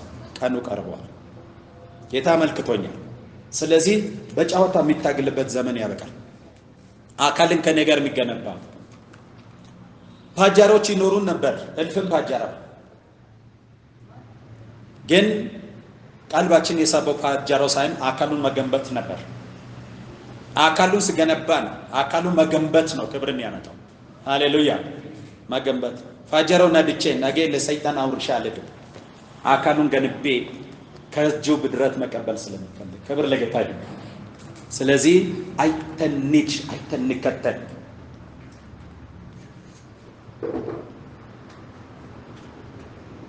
የዛሬ ሳምንት ሌሊት ታች ጫካ ያሉን አገልጋዮች ጋር የሚገርም ጊዜ ነበር። ጌታ በመካከላችን ቆሞ ይናገር ነበር። ጌታ እንጂ እኔ አይደለሁም፣ ነፍስ አልቀራልኝም ነበር። ያኔን ነው ጌታ አሁን የሚከተልን የምትመርጥበት ጊዜ ነው ያለው። የሚከተልን የምትመርጥበት ጊዜ ነው።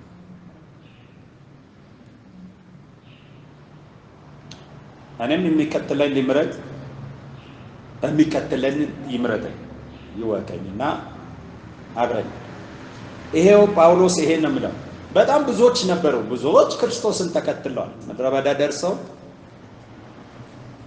ስጋዬን ካልበላችሁ አትከተሉኝ ባለ ጊዜ ይሄ ሰው እንዴት ስጋን ሊሰጠኝ ይችላል ብሎ ተመለሱ። 12 ነበር የቀሩ። ከ12ቱም ሌቦች ናቸው። አንዱ ሌባ ነበር። እነሱ ግን ከመከራው ተካፍለው በቅዱስ ተራራ ከእሱ ጋር ተገናኝተው እሱን ሸኙት ወደ ላይ። እሱ ላይ በወጣ ጊዜ ደግሞ ምርኮን ማረከ። ከዛ መካከል ይሄ አንዱ ነው ጳውሎስ። ጳውሎስንም የተከተሉ በጣም ብዙዎች ነበር፣ በጣም ብዙዎች። ወደዚህ ወደ ቆሮንቶስ ይሄድ ይናገራል። እልፎች ነበሩ፣ ድሆች ነበሩ፣ ባለጸጋው ምንም ያልነበራቸው ነበር። ምንም ሆኑ፣ ነጠሩ፣ ከበሩ፣ ሄዱ። ከዛ በኋላ አሁንም ወደ ታች አዩት። ዛሬም በእግር ይሄዳል፣ ዛሬም በእርቃና ነው፣ ዛሬም እንዲህ ይሄዳል ይሄ ሰው አሉት። አያችሁ እንዴ ያሉት። ስለዚህ ከነሱ ይሄን ምላሽ ሲያገኝ ወደ ልጁ ዞር ብለው ወደ እውነተኛ ልጁ በመከራው በመንፈስ ወደ ወለደው ወደ ጢሞቴዎስ ዞር ብለው አንተ ግን አለ አካሄደን፣ ሐሳቤን፣ እምነትን፣ መከራዬን ተቀበል። አደራ ሊሰጥ የሚፈልገው እምነትን፣ ትዕግስትን ብቻ አይደለም። እምነትን ገና ከእናትህ ከአያት ይወርሳል። መጻፍትን ከታናሽነት ጀምሮ አውቃል። ላውርስ የሚፈልገው መከራዬን ተቀበል። መከራዬን ተቀበል። በእስረኛው በኔ አትፈር፣ በኔ አትፈር። በጣም ብዙዎች አፍሮ ሄዷል። እነ ዴማስ ነበሩ፣ በሱ አፍሮ ሄዷል። ዓለምን ወደ ሄዷል። በኔ አትፈር፣ ግድ የለም በኔ አትፈር።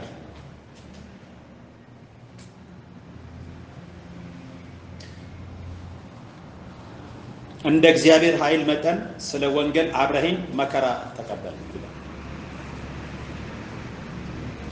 መከራን የምትቀበለው እንዴት ነው ይላል። እንዴት ሆኖ እንዲቀበል፣ እንዴት ሆኖ መከራ መቀበል እንደሚችል መሆን የሚገባውን አንድ አቅጣጫ ያሳያል።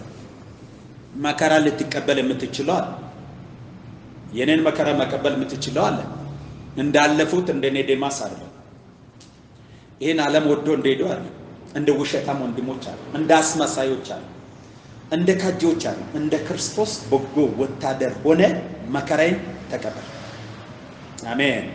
እንደምን እንደ ክርስቶስ በጎ ወታደር ሆነ መከራዬን ተቀበል። ሁለተኛ ጢሞቴዎስ ምዕራፍ 2 ቁጥር 3። ለምን እንደማወራቸው አለቅ አብራችሁን ትዘልቁ አትዘልቁ አለቅ ለህይወት የሚሆኑን ጥየላቸው ይላል። የራስንም የነገር ውጭ አለቅ የእናንተንም አለቅ። የጌታዬ የክብር መገለጡ ጊዜውን ፈጥኖ መጥቷልና።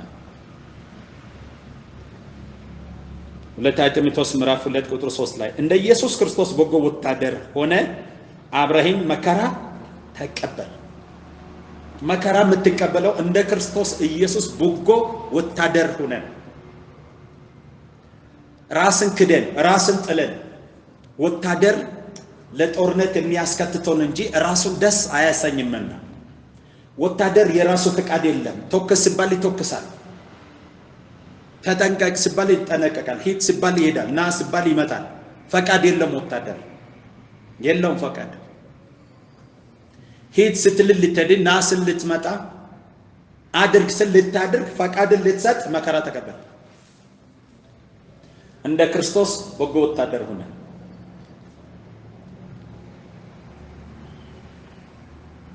ምንድነው እንዲቀበል የሚፈልገው? ምንድነው እንዲከተል የሚፈልገው? ጳውሎስ ምንድነው እንዲከተል የሚፈልገው? እንዲቀበል የሚፈልገው?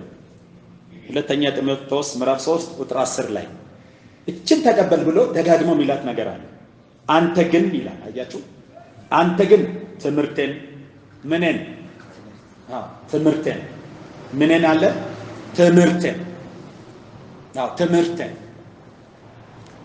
ትምህርቴን እኔ ክርስቶስን ያስተምርኩ፣ እኔ ክርስቶስን ያሳየው፣ እኔ ክርስቶስን የሰበኩ፣ እኔ የተሰቀለውን ክርስቶስን ሰብኬያለሁ፣ እኔ የተሰቀለውን ክርስቶስን አስተምሬያለሁ። ትምህርቴን እስኪ አሜን። ትምህርቴን ጳውሎስ ትምህርቱ አዲስ ኪዳን ተኮር፣ ትምህርቱ ክርስቶስ ተኮር። ትምህርቴን ይላል። ሁለተኛ አካሄድን ምንን አካሄድን የአካሄድን አቅጣጫ የአካሄድን ትኩረት ተከተል። አካሄደን አይታል። ከኔ ጋር ስትሄድ አይታል። ከኔ ጋር ስትገባ አይታል። አካሄደን የሚያጠመሙ ብዙ ነገሮች አጋጥሞኝ ነበር። ደጀን አንኳኩቶ ነበር። ለነዛ ሁሉ ፊት አልሰጠውም። ክርስቶስ ኢየሱስ ብቻ ጌታ እንዲሆን አምኜ ሌላውን ሁሉ ትቻለሁ። ረቢን የሚለውን ትቻለሁ። ረቢን የሚለውን ትቻለሁ። የሚጠቅመኝ ለኔ ይሆናል የሚለውን ሁሉ ትቻለሁ። አካሄድ ይሄ ነበር። በጽድቅ እጃለሁ፣ በእውነት እጃለሁ፣ በቅንነት እጃለሁ። ይሄን ተከተል። አካሄድን ተከተል። አሜን። አካሄድን ተከተል። ምናልባት ጳውሎስ ይሄን የተናገረ ያለው ይሄ ሰው አሁን መጋቢ ነው፣ ታላቅ መጋቢ ነው። ይሄን መልእክት የሚጽፈው ሮም እስር ቤት ሆኖ ነው። ሁለተኛን ለጢሞቴዎስ የሚጽፈው ለግሉ ለልጁ ነው የሚጽፈው። በ68 አገደማ በቃ ኦሬዲ ሊጨርስም። ምናልባት እዛ አካባቢ ቤተክርስቲያን ሜጋ ቸርች ናት። በጣም ድራለች፣ በጣም ትልቅ ሆናለች። ገንዘብም ሀብትም ከቦታል። ምናልባት ሀብትን ተከትለው ምናልባት እንደሌሎቹ አካሄዱን እንዳይለቅ ነው። አካሄደን ተከተል፣ መስመሪን የለቀክ ነው ተከተለኝ የሚለው ምን ያህል መሰጠት ይሁን? ይሄ ምን ያህል ራስን ሳሚት ማድረግ ይሁን? ምን ያህል ራስን ማስገዛት ይሁን? አካሄድን ምን አድርግ? አካሄድን። እሺ፣ ሶስተኛ ሐሳቤን ናያችሁ፣ አመለካከትን፣ ሐሳቤን ቀንና ሌሊት ሐሳቡ ቀንና ሌሊት ምን ላይ እንደሚያተኩር ቅድም ብያለሁ። ምን ላይ ነበር? ምን ላይ አያችሁ? እነዛ መከራ ሁሉ ተቀብዬ ግን ሐሳቤን የሚጫነው የአብያተ ክርስቲያናት ጉዳይ ነው፣ የአካሉ ጉዳይ ነው፣ የቤተ ክርስቲያን ጉዳይ ነው። ይሄ ትውልድ ግን ቤተ ክርስቲያንን ያውቃል። ታውቃላችሁ ቤተ ክርስቲያን የሚለውን ነገር። ይሄ ትውልድ ግን የሚያገለግለው አገልግሎት ምን ያገለግል እንደሆነ ያውቃል። ሲተነብይ ያውቃል፣ ሲያገለግል ያውቃል። አካልን እየገነባ ነው ብለው ያውቃል፣ እያነጻው ነው ብለው ያውቃል። ይሄ አይደለም በዚህ ዘመን የደረሰው። እየተነበዩ ይዘርፋሉ፣ እየተነበዩ ቤቱን ያፈርሳሉ፣ እየተነበዩ የወንጌል አይን ያጠፋሉ፣ እየተነበዩ አንገት ያስደፋሉ። አይታችኋል። ይሄ ከእናንተ ውጭ አይደለም። አካልን የሚያፈርስ አካልን የሚያሳደድ በሰው ፊት ቁመን ኢየሱስ ጌታ ነው ማለት አንገታችን የሚያስደፋ ስራ።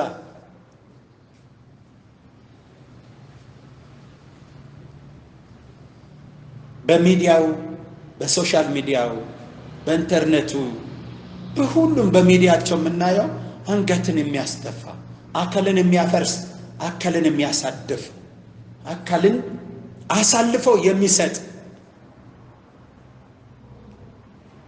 ቤተ ክርስቲያን የክርስቶስ ምስጢር ናት። አሜን። ቤተ ክርስቲያን ለኛ የተገለጠች ለዓለም የተሰወረች ምስጢር ናት። ዓለም አያውቃትም። ከዓለም ተሰውራለች፣ ላንተ ግን ተገልጣለች።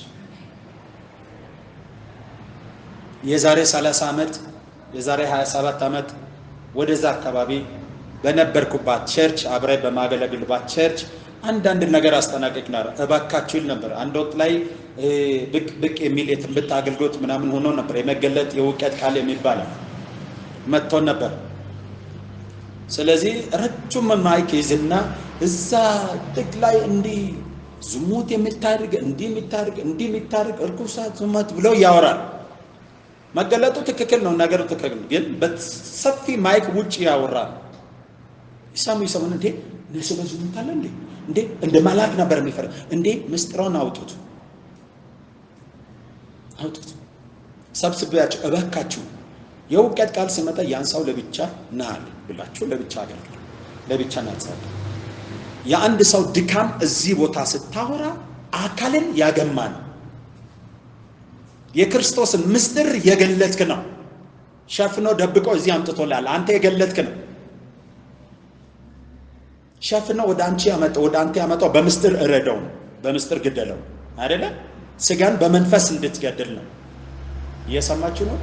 አገልግሎታችሁንም እንድታይ ነው። በዛ ውስጥ የምትናገሩትም እንድታው የምትገልጡትን ላንተ የሚገልጥ እኮ ላንተ አንድ የተሰወረ ላንቺ ሲገልጥ በታማኝነት በመስጠት ያን ነገር ነቅለሽ እንደምትይ ያውቆ ነው። በስውር እስቲ ወዳላቆይ ላግኝ እስቲ ለብቻ እስቲ ላግኝ ለቁጭ አድርገው ያን መንቀል በኋላ ምን መሆን አለበት? ቤተክርስቲያን ገማች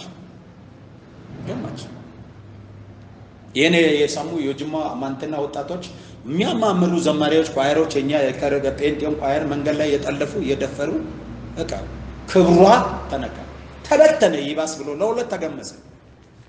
ያን ጊዜ ነው የቤተክርስቲያን ክብር የተመታው፣ ምስጢሯ የተገለጠ ምስጢር ነው ይላል ጳውሎስ። አይ ቤተክርስቲያንና የክርስቶስን ምስጢር እንዴት አጥብቆ እንደሚይዝ ተመልከቱ። እርስ በራሳቸው በምስጢር በዚህ እንድትገለገሉ አንዱ ብልት አንዱን በዚህ እንዲሰራ ይሄን ምስጢር ሰጥቷል። እምልህ አውቀ እንድትሄድ ነው፣ አውቀ እንድታገለግል ነው። ክብር ለጌታ ይሁን። ችግር የሌለበት ምድር የለም፣ ድካም የሌለበት ምድር የለም። ቤተክርስቲያኑ በምድር ውስጥ ነው ያለችው። ድካሞች ይኖራል። ግን እንዴት ነው ምስጢር አገልግሎት የምትሰጠው? እንዴት ነው የምትሰጪው? አካልን ይገነባል ወይ ያነጻል ወይ? ጳውሎስ ፍቅር ያነጻል። እስኪ አሜን። የሚያነጻው ምንድነው? ፍቅር ነው።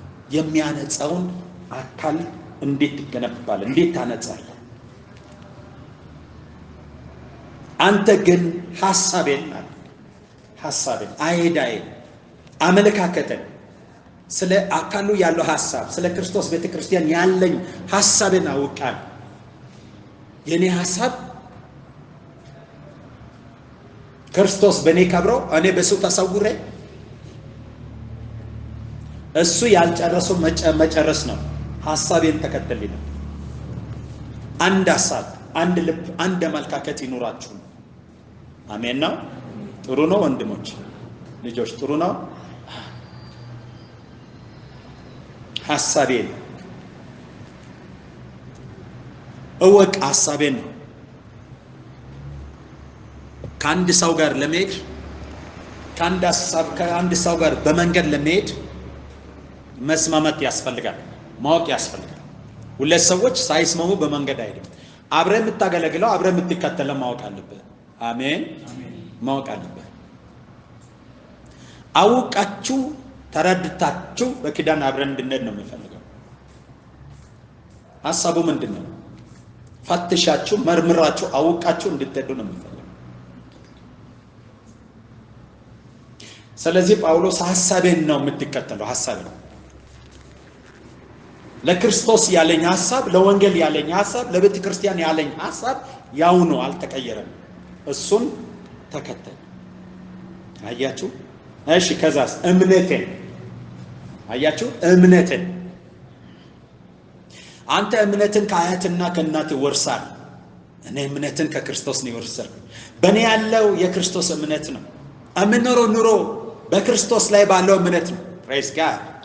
ገላትያ 2:20 አሁን የምኖረው ኑሮ በወደደኝ ራሱን ስለኔ አሳልፎ በሰጠው በእግዚአብሔር ልጅ ላይ ባለው እምነት ነው። እኔ በራሴ እምነት አልሄድም። የራሴ እምነት የትም አላደረሰም። በእግዚአብሔር ልጅ ላይ ባለን እምነት ነው የምሄደው። በጣም ይገርማል። እውነትም የክርስቶስ ታናሽ አሉት። ጳውሎስ ማለት ትንሹ ማለት የክርስቶስ ትንሹ አሉት። እውነት እምኖረው እምነት በክርስቶስ ላይ ባለው እምነት ነው። በራሱ እምነቱ እንኳን አይደገፍም፣ አይታመንበትም። እምኖረው ኑሮ በወደደኝ ራሱ ስለኔ ያሳልፈው በሰጠው በእግዚአብሔር ልጅ ላይ ባለው እምነት ነው። እምነቴን ተከተል። እምነቴን ተከተል። ይሄ ትውልድ ቢሆን ይሰናጣጥቃል። እኔ የክርስቶስን እንጂ ያንተን እምነት የሱን ደግሞ ነው የክርስቶስ ሐሳብ እንጂ እሱ ነው የምትለው። ክርስቶስን እንጂ እሱን አካሄድ ነው የምትለው። ግን ነበር እንደዚህ አይነቶችም ነበር። ጳውሎስ ማን ነው? አጵሎስ እንጂ ጳውሎስ ማን ነው? ኬፋዬን እንጂ የሚሉም ነበር። ታዲያ ስለዚህ እምነትን ተከተል፣ ሐሳብን ተከተል፣ አካሄድን። እስኪ አሜን። እኔን አካሄደን ተከተል ሐሳቤን ነው የሚለው የክርስቶስ ሐሳብ አላለም የሱን ሐሳብ ሳትከተል የክርስቶስ እንዴት ታውቃለህ እኔን ሳትከተል ክርስቶስ እንዴት ታውቃለህ እኔን ሳታውቀኝ እንዴት ክርስቶስን ታውቃለህ ወንድሜ በጎኒ ያለውን ወንድምን ሳታውቅ እንዴት እሱን ታውቃለህ አይደለም የሚለው ጌታ እኔን ሳታምነኝ እንዴት ጌታን ልታምን ትችላለህ ሃሌሉያ የኔን ሐሳብ እንደ ሐሳብ ያድርገህ ቆጥረ ስራ ላይ ለማድረግ ትግል ሳታድርግ የክርስቶስን ሐሳብ እንዴት ልታቅ ትችላለህ በሰው ገንዘብ ሳትታመን የራስን ገንዘብ ማን ይሰጣል አይደለም ክርስቶስ ያስተምረው በሰው ገንዘብ ለማይታመን የራሱን ገንዘብ ማን ይሰጣል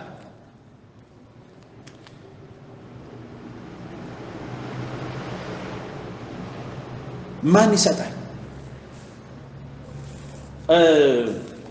አሁን የነገርኳችሁ ነው ከይቅርታ ጋር በቃ ዓለማዊ ነው እንዲህ ብሄድ ክርስቶስን የሚመስል ሰው አፈራር እኔ ክርስቶስ እንዲመስል እኔን የሚመስል ሃሌሉያ ዛሬ ማውራት ይችላል አሁን ከዚህ በኋላ አወራለሁ ይሄን ማውራበት ስቴጅ ላይ ደርሻለሁ ይሄን ባወራበት ጊዜ ላይ ደርሻለሁ ሩጫለሁ አገልግያለሁ ታናሹ ጋር ታናሽ ነኛለሁ ታላቁ ጋር ታላቅ መከራንም አይቻለሁ እስከዚህ ቀን ረሃብ ያወቅኩ ችግር ያወቅኩ ክብር ለጌታ ሄጃለሁ አሁን ግን እኔን ምስል ማለት ይችላል ያለ ጊዜ ንፋስ አላስቆስምም አላድርግም እኔን ምስለኝ ስል አሻራዬን እንድትመለከት ነው አካይደን እንድትመለከት ነው መንገደን እንድትመለከት እስኪ አሜን እኔን ምስለኝ ስል ኑሮዬን እንድታይ ነው ስብከትን እንድታይ ነው አስተምሮን እንድታይ ነው አካይድ እንድታይ እነዚህ 40 ዓመት አሻራዬን እንድትመለከት ነው ይሄን ምስል የሚለው ክብር ለጌታ ፍሬን አይቼ ነው ፍሬን አይቼ የሚቀመስ የሚዳሰስ ፍሬ አይቼ እንጂ ንፋስን ተከትያለሁ በትውልድ ላይ በጎሳ ላይ በብሔር ላይ በብሔረሰብ ላይ በአመፀኛ በክፎች ላይ የሰራውትን ያነጻውትን ግንበታ አይቼ ነው ወስጄ አሳያለሁ አይቼ ይሄን ምስል እኔን ምስል የሚለው ንፋስ ወስሜ አይደለም ሌሎች ባነጹት ላይ ሌሎች በሰባሰቡት ላይ ጮሄ አይደለም ወርጄ ወጥቼ ታርቤ ተጠምቼ ተሳድጄ ተመትቼ ተፈርዶብኝም ታስረን ተወግቼም ያን አይቼ ተንጀብል የሆነ ነገር አሳይቼም አይን ምስል ምን መንገዱ ይሄ ነው የሚል ለዚህ ክብር ለጌታ ይሁን የሚል ለዚህ በጣም ከድሮ ጀምሮ በጅማ ምድር ላይ በህይወት ያለፈውን ከራዎችና ሂደቶች የሚያውቅ ሰው ጋር ጅማ ሳይኛው ጅማ ነበር ያረፉኝ ጥቂቶች አሉ እነሱ ትንሽ ምክር ፈልገው ዛርፌ ነበር ማክሰኞ ወደዚህ ባረፍኩና እንዴ በቃ አለ አንተ ከዚህ በኋላ እኔን ምስል ማለት ትችላለህ አዎ አይቶን ዳስሰም ወንጌል ይያው አሜን ወንጌል ይሄም ተረታራታ ያሮጌት ጫወታ አይደለም ተረታራትም ማለት ወሬም ማለት ህይወት ነው ክብር ለጌታ ይሁን ህይወት የሚታይ ነገር ክብር ለጌታ ይሁን የሚታይ ነገር ስለዚህ ይሄ ሰው ሰርቶ ነው አሳይቶ ነው ምስለኝ የሚለው እምነትን የሚለው አዝሮት ነው አሳይ ወደ አካዬ ወስቶ ነው ወደ ኢሮፕ ወስቶ ነው ወደ አፍሪካ አምጥቶ ነው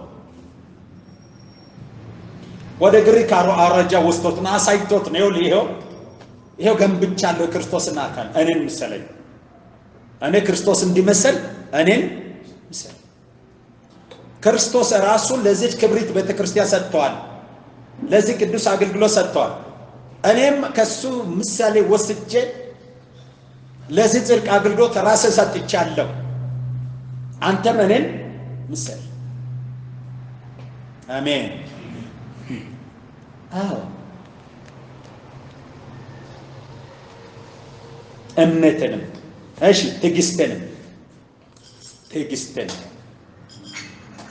ትዕግስትንም መከራን እንዴት እንደታገሰ ዱላን እንዴት እንደታገሰ ስደቱን እንዴት እንደታገሰ ውርደትን እንዴት እንደታገሰ ሞትን እንዴት እንደታገሰ ትዕግስትን ቆሎ ይባላል ትዕግስትን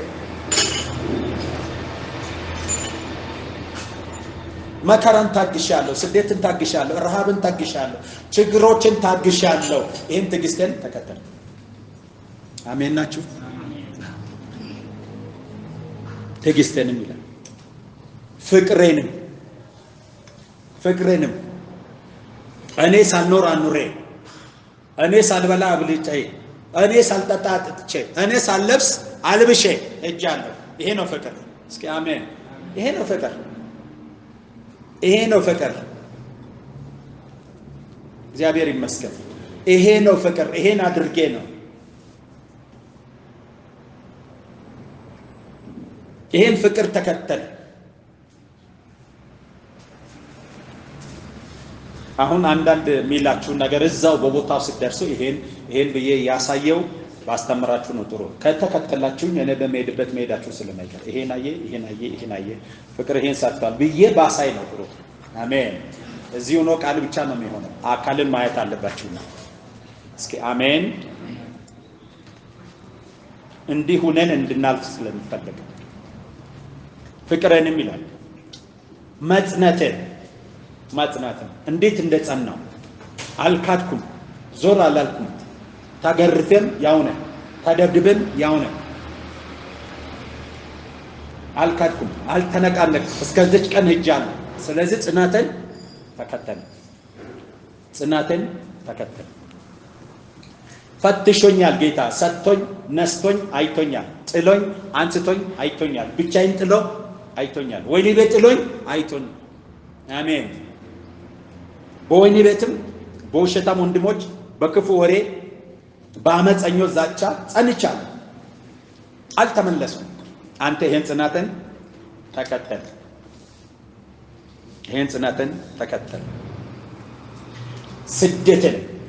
ስደትን ከአንዱ ሲያሳድዱን ወደዚህ፣ ከዛ ሲያሳድዱን ወደዚህ፣ ስደትን ተከተል። ይገርማል። መከራዬንም ተካፈል። መከራዬንም ተካፈል።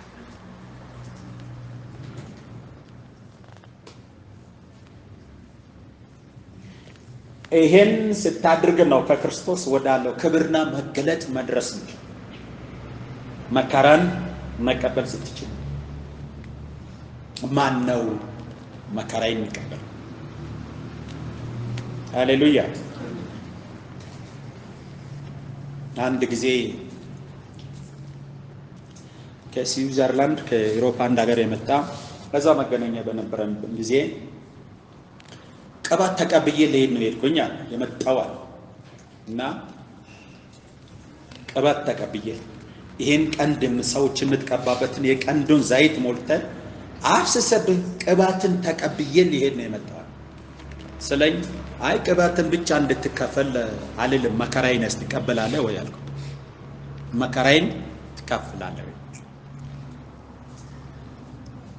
መከራዬን ልትካፈል መከራዬን ልትቀበል ቃል ከገባ አፈስብሃለሁ። ክብር ለጌታ ይሁን። የንግድ ገንዘብ አለ። ቅባት ዝም ብለን በየብልቀት ያደርገን የሸጠን ምንቸራቸርበት አለ። አሜን። በመሰረቱ በላይ ላይ የሚፈሰው ዘይት ሳይሆን የሚቀባ ሰው ውስጥ ያለው ሞቲቭ ነው። ዘይት ስለፈሰሰ የትም አደርስም። ቢሆንማ በአዲስ አበባ ያለው ዘይት አልቋል። በብዙ ትውልድ ላይ የትም አልደረሰም። አዲስ አበባ እኮ ለሱቅ ዘይት እስኪጠፋ ድረስ አልቋል። ፈሰው በትውልድ ግን የትም አልደረሰም። ያው እሱ ጋር አይደለም ጨዋታ፣ እሱ ጋር አይደለም። መጽሐፍ ይሄን አያስተምርም። መቀባት ማለት ይሄው እዚህ ጋር ተከትለ ትምህርቱን፣ አካሄዱን፣ ሐሳቡን፣ መንፈሱን ስትከተል ያ የሚቀባ ሰው ከትክክለኛ ሞቲቭ አወጣው እፍ ስልብህ ሲናገርብህ የሚሆን ጉዳይ ነው። አሜን። የሚሆን ጉዳይ ነው። ያለፉት ትውልድ እንደተሸወደ አትሸወድ። ኤልሳዕ እንዴት ነው ቅባት የተቀበለ? ሮጦ መጥቶ አፍስስብኝ ብለው ከቶ አይደለም። ቅባት የሚጠይቀው አለ። ተከትሎት ነው። ጥመዱን አርዶ ተከትሎ ነው ይኸው 4 ቁጥር ልብ አድርግ የጽድቅ አገልግሎት ቁልፍ ያሳየው ኤልሳዕ በእነዚህ ቁልፍ አልፎ ነው 4ቱን ከላ አልፎ ነው 2 እጥፍ ያመጣ። አፖስትል እጅ ጫንብኝ እንዳንተ እንዳገልጋይ አይሆንም። ካንተ 7 እጥፍ እንዲሆን ያለውኝ ነገር ወይ 7 ግማሽንም አልሰጥም ያልኩትና ቃል ግማሽ ቃን ከኔ ጋር ያለውን መጣው አብስስብኝ አይሆንም። እንየው እስቲ እንመልከት፣ መጽሐፍቱን እንመርምር። በንፋስ የመጣ ቅባት ፈጽሞ የለም፣ ዋጋ ተከፍሎ የመጣን ያለ። እስኪ አሜን። በነፃ የመጣ ደህንነት ብቻ ነው። ቅባት ግን ከተቀባው ሰው ጋር ያለ ያንተ አካሄድ ነው የሚወስነው። ክብር ለጌታ ይሁን። ያንተ አካሄድ ነው የሚወስነው። ኤልሳዕን ተመልከቱ እስቲ፣ ኢያሱን ተመልከቱ። አንድ ቀን በሰውየው እጅ ውሃ ፍሰህ ማታቅ አንተ ዘይት አፍስስ ብትል እንዴት ይሆናል? እንዴት ነው የሚሆነው? ይሆናል? አዎ። አንድ ቀን እስቲ እግርህን ልጠብ ያላልክ ሰው አንተ እንዴት ይሆናል? ይሆናል? አይሆንም። መጽሐፍ ቅዱስ እኮ ነው የሚላችሁ፣ ጌታ ያስተምረው ነው የሚላችሁ። ስለዚህ ወራሾች ከመከራው የሚካፈሉ ናቸው። እስኪ አሜን። ወራሽ ለመሆን ከተፈለገ ከመከራው መካፈል አለበት። አካሄዱን ማየት አለበት። ከክርስቶስ ወዳለው ክብርና መገለጥ መምጣት የሚቻለው መከራውን በመቀበል ብቻና ብቻ ነው። ልጅ ተብለህ ተጠርተህ እግዚአብሔር መንግስት ትወርሳለህ። ለክብርና ለአክሊል መብቃት የምትችለው በዚህ ወይ ስትል ከመከራው ስትካፈል። አሜን። ትችላላችሁ።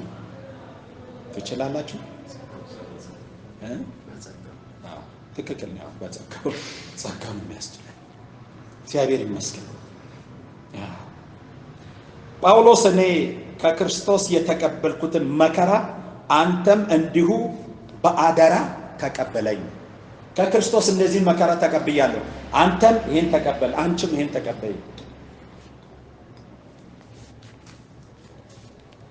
በኔ ያለውን ጸጋ በኔ ያለውን የአገልግሎት ብቃት ሳይሆን በኔ ያለውን ያስተምረው ጥረት ሳይሆን አንተ መቀበል ያለበት መከራዬን ነው። ከመከራ በኋላ ሁሉም ይመጣል። እስኪ አሜን። መከራ የህይወት ውበትን ያመጣል። መከራ ያነጥረናል። መከራ እንደ ወርቅ እንድናብላጫለች። መከራ የጌታን ፊት እንድንመስል ያደርጋል። የቱ መከራ? የክርስቶስ መከራ። ስለ ወንጌል ለምንቀበለው መከራ ወደ ክብር ያመጣል። ዕብራውያን ምዕራፍ 2 ቁጥር 9 ከሞት መከራ የተነሳ የክብርና የምስጋና ዘውድ ታጭነው እናየዋለን። ፕሬዝ ጋድ። ከሞት መከራ የተነሳ የክብርና የምስጋና ዘውድ ታጭነውበት እናያለን። ማን? ክርስቶስ። መከራ ወደ የብፅዕናን መጎናጸፊያ ይደርብልን ወይም ብፅዕናን ያጎናጸፍልን። አንደኛ ጴጥሮስ ምዕራፍ 3 ቁጥር 14 ነገር ግን ስለ ጽድቅ እንኳ መከራን ብትቀበሉ ብፁዓን ናችሁ፣ መስፈራራታችሁን አትፍሩ። ሃሌሉያ። ራእይ ምዕራፍ 20 ቁጥር 10 ልትቀበለው ያለውን መከራ አትፍራ። ልትቀበይ ያለውን መከራ አትፍሪ። ወደ ክብርም ያመጣው እሱ። ክብር ለጌታ ይሁን። ቁልፍ 3 የወንጌል ሰባኪነትን ስራ ማድረግ ወደ ጥልቅና ድብቅ ምስጢር የመጣ ነው። እሺ፣ እዚህ ጋር ጥያቄ ሐሳቦች ካሉ